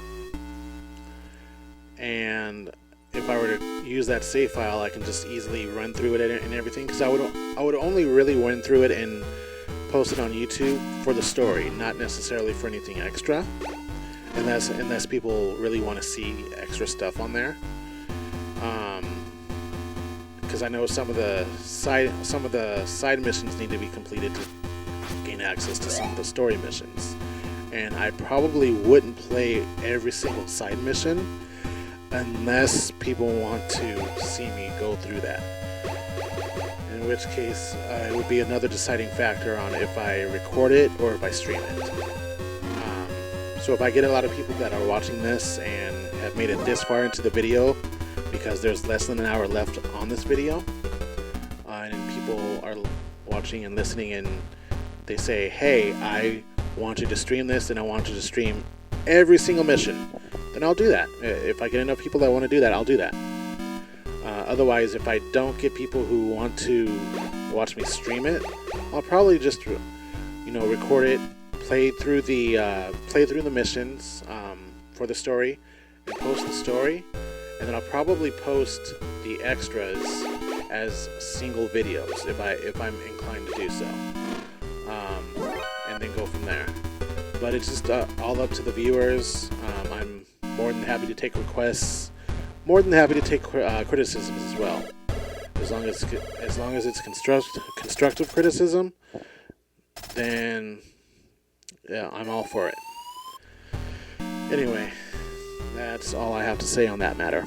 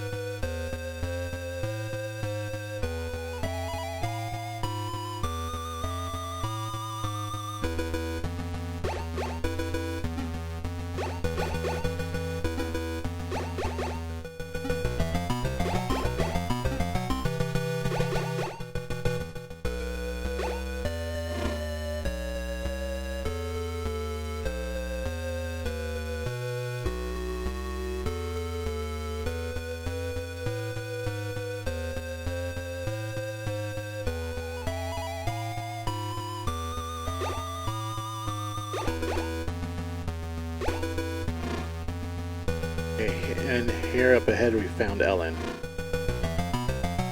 Help!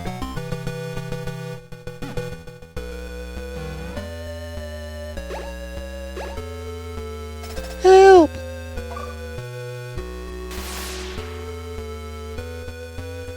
Help! Thank you. My name is Ellen Mednar. I'm Dr. Mednar's daughter. They're forcing my father to create Metal Gear. Please hurry and help my father.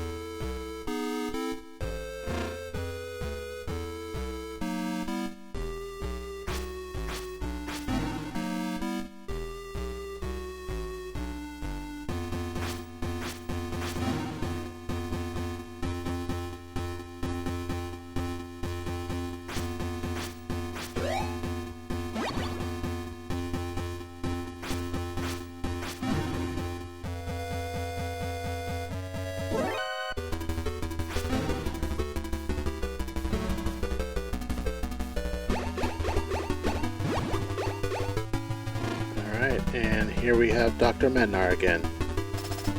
I am Dr. Madnar. Metal Gear is 20 kilometers north of this building. It's located 100 floors under Building 3. This is the only way to destroy Metal Gear. Attach plastic explosives to the legs and the unit where the armor is thin. The sequence is RRLR, whatever. After that, I don't remember. You have to attach 16 sets. The card that gets you out of Building 2 is with Bloody Brad. He's vulnerable to attacks from a rocket launcher. I already killed him. Good luck! You'll start seeing that some of the stuff I did backwards from here on. So Bloody Brad, I already killed and got that card from him. You'll see that there's a part in this game too where I went to completely backwards. And I was kicking myself after that. I'm like, shoot, why did I have... And honestly, part of it was because of the walkthrough. The walkthrough had me going through it backwards because it didn't explain exactly where I needed to go. Anyway, yeah, I already have the card, and I think I have the water tank already as well. I saw myself picking up the water tank when I was going through and watching the video again.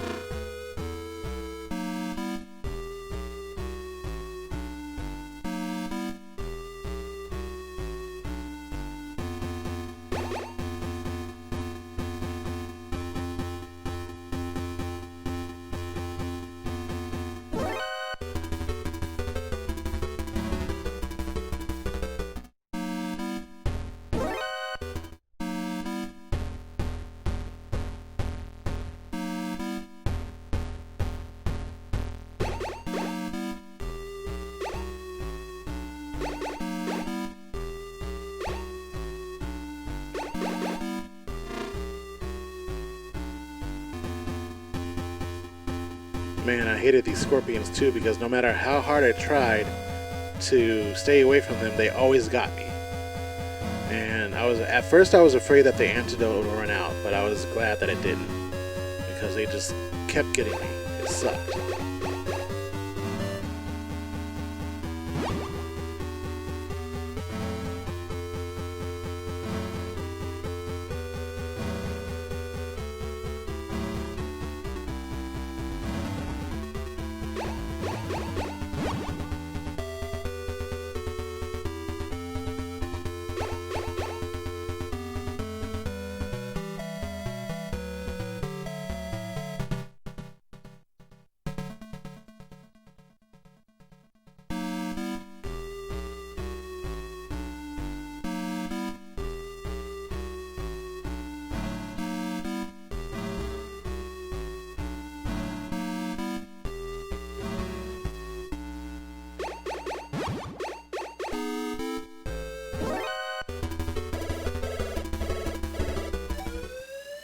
This is Big Boss. Get in the truck on the right. Over.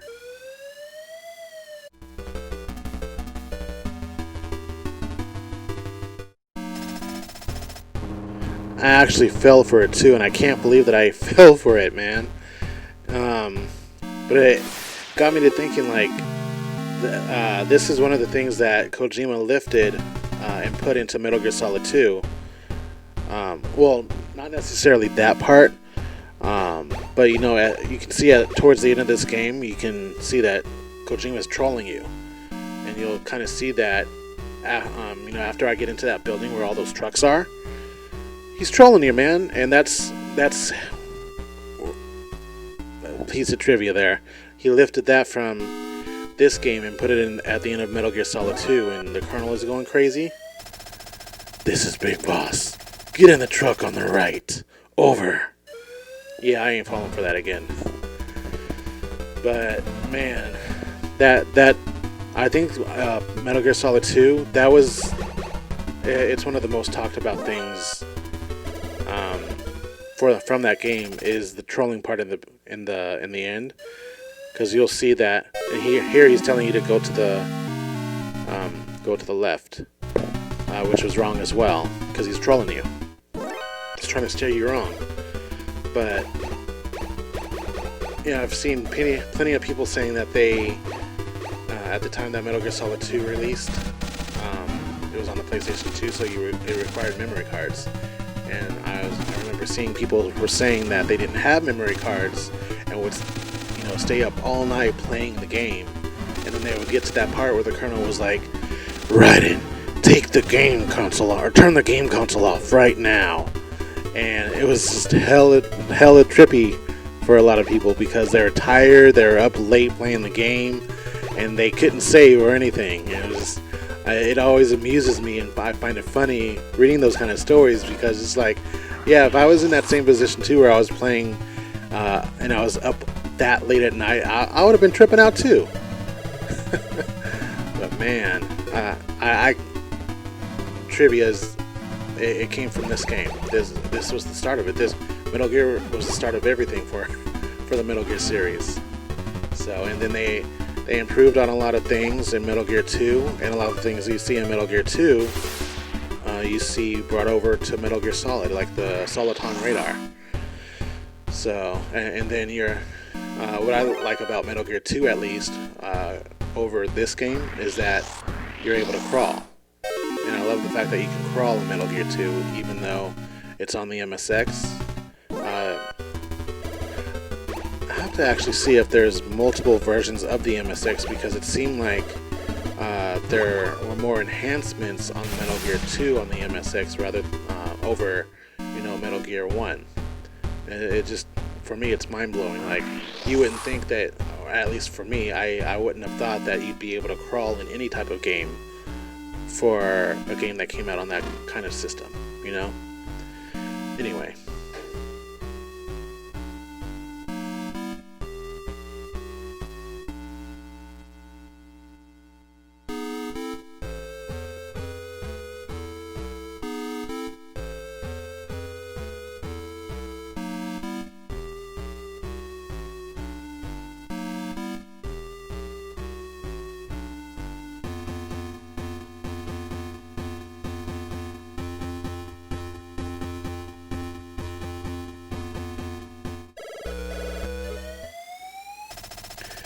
This is Jennifer. There should be an oxygen cylinder on the other side of the building.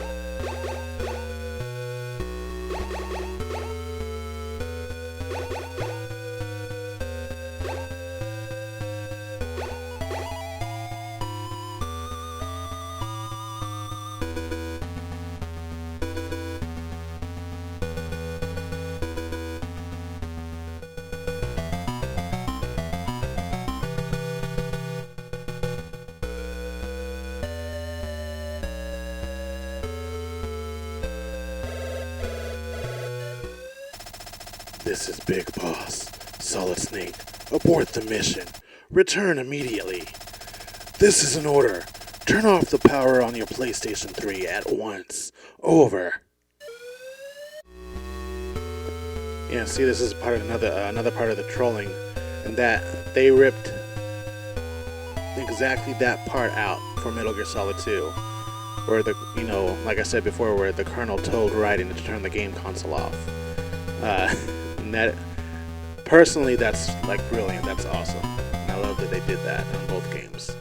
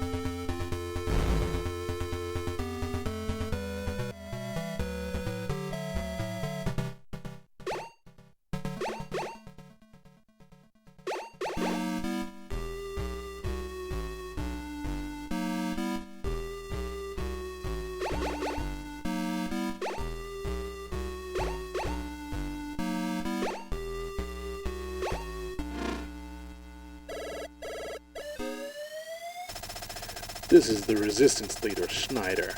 I know who the Outer Heaven boss is. No way. The Outer Heaven boss is... Oh no. Now, I don't know if that's supposed to be the part where Snyder dies, because this is towards the end of the game. But it doesn't really make it clear that he's dead. So I don't know, I'm confused about that part.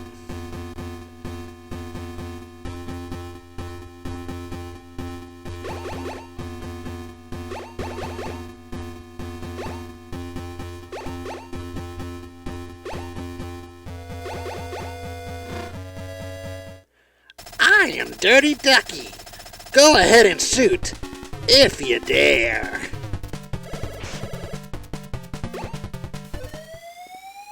This is Jennifer. Dirty Duck has card 8. My brother is among the captives. Please don't kill him. If anything happens to my brother, I won't help you anymore.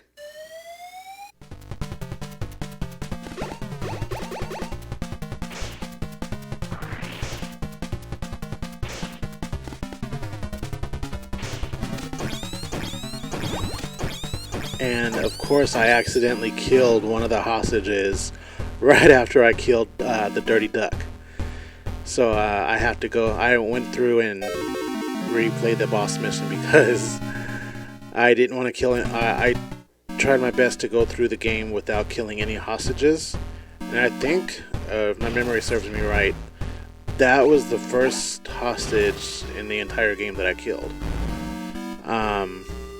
But I tried my best because I wanted to make sure that my class stars went all the way up to 5. And if you kill a hostage, you lose a star. This is Snyder, the Resistance leader. I know who the boss is. No way. Oh no.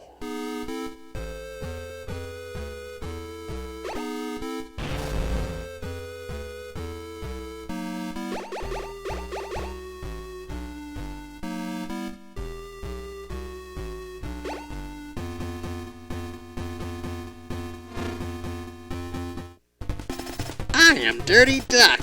Go ahead and shoot me, if you dare. My brother is among them. Please don't kill him. If anything happens to my brother, I won't help you no more.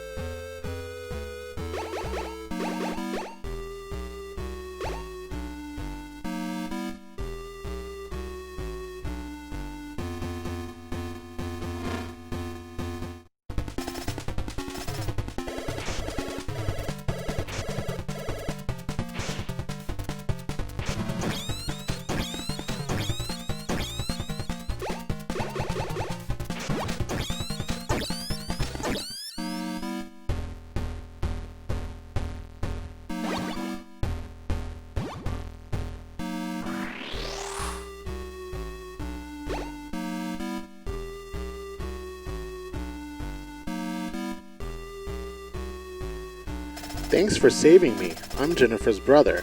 When you make your escape, climb the ladder on the left. Thanks, man. I'm saved!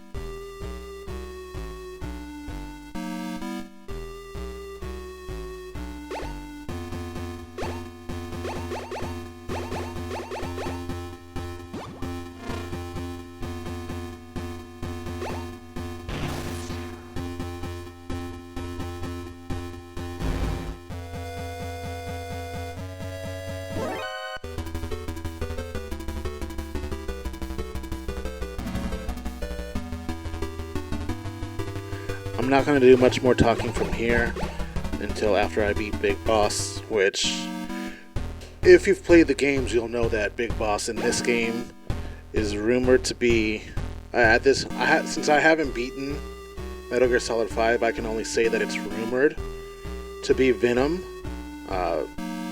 Snake instead of the real Big Boss. But I have to actually go through and play and beat Metal Gear Solid 5, which I'll be doing, through my YouTube playthroughs. But the theories that I've seen and the stuff that I've seen posted are stating that Venom Snake is the big boss here in Metal Gear 1, and then you run into the real big boss that you see from Metal Gear Solid 3 in Metal Gear 2 Solid Snake. But I probably won't be saying much else up until after I beat him in the game here.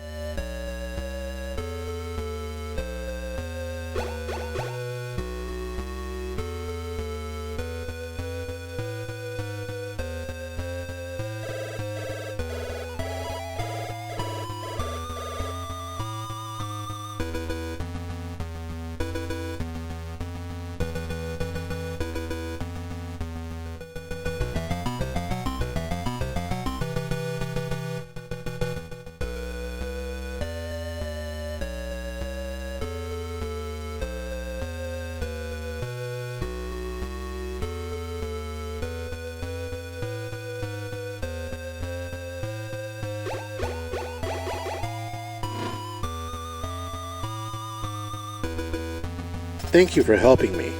The Outer Heaven boss is Foxhound's commanding officer, Big Boss. He's behind all of this. Don't let him trick you.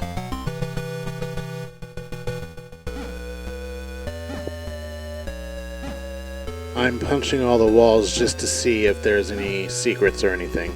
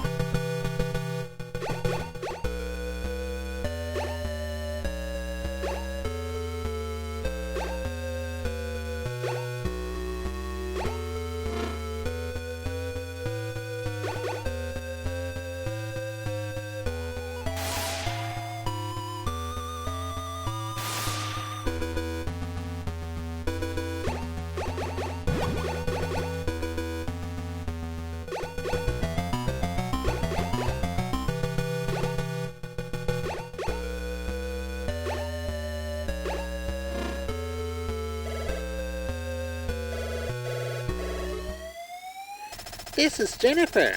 You're just gonna have to make a run for it. As long as you have some rations left over, you'll be fine. Over.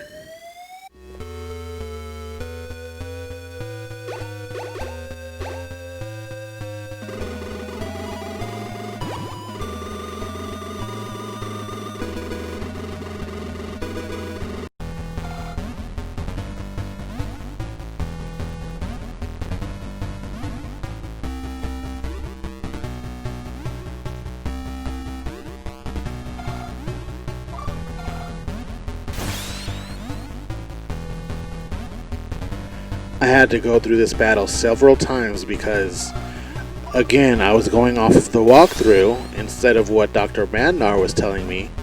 And the walkthrough had some of the sequences for the bombs at the feet off. And so that was messing me up. So I had to basically do it myself, time it myself when the walkthrough was off. So I edited out all of the mess ups that I went through because of that damn walkthrough. Don't do walkthroughs. They are the devil.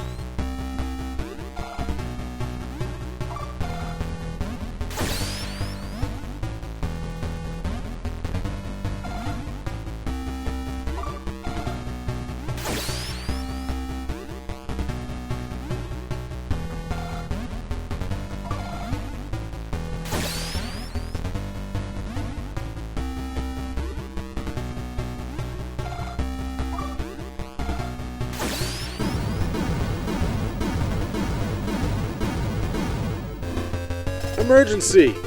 Emergency! The self-destruct sequence for Outer Heaven has been initialized.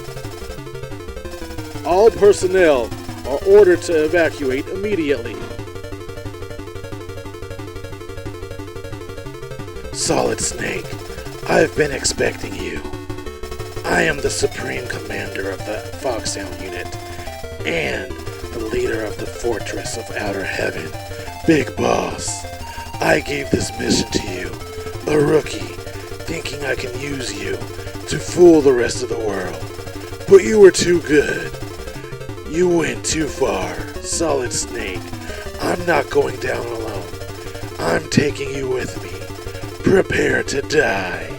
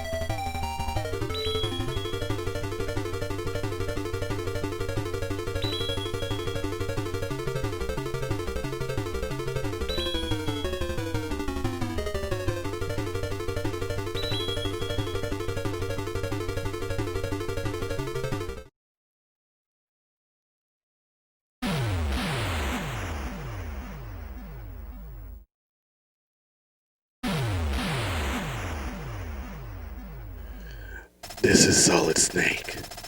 Metal Gear has been destroyed. Operation Intrude N313 was a success. No big deal. Job done. That's all. No big deal. I'm coming back now. Over. This is Radio K&K. We have a special news flash. Today, before sunrise, a large earthquake was recorded in the vicinity of Galsburg, South Africa, presenting the staff of Metal Gear.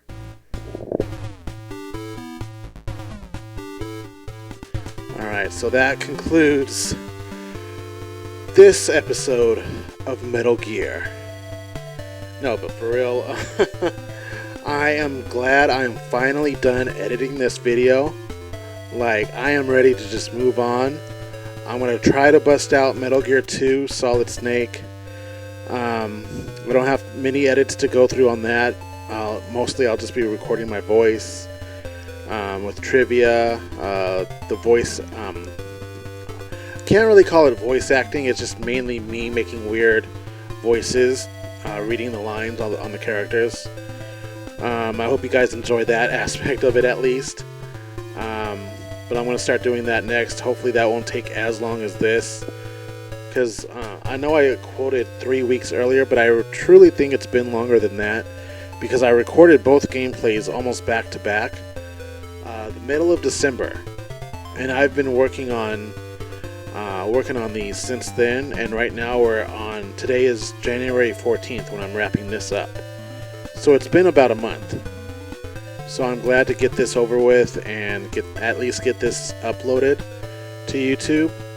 Again, I'm going to do two versions. This one where I'm recording the trivia and all the other odds and ends along with me reading the lines. And then I'm going to do one without all of this extra stuff and just do the lines where I'm reading the lines in the weird voices.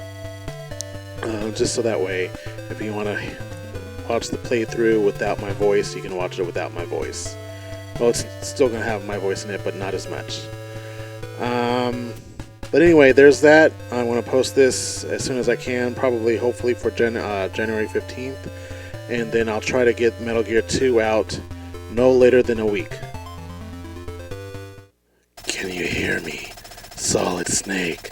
I'm not dead. Someday, I'll get even with you. Someday, we will meet again.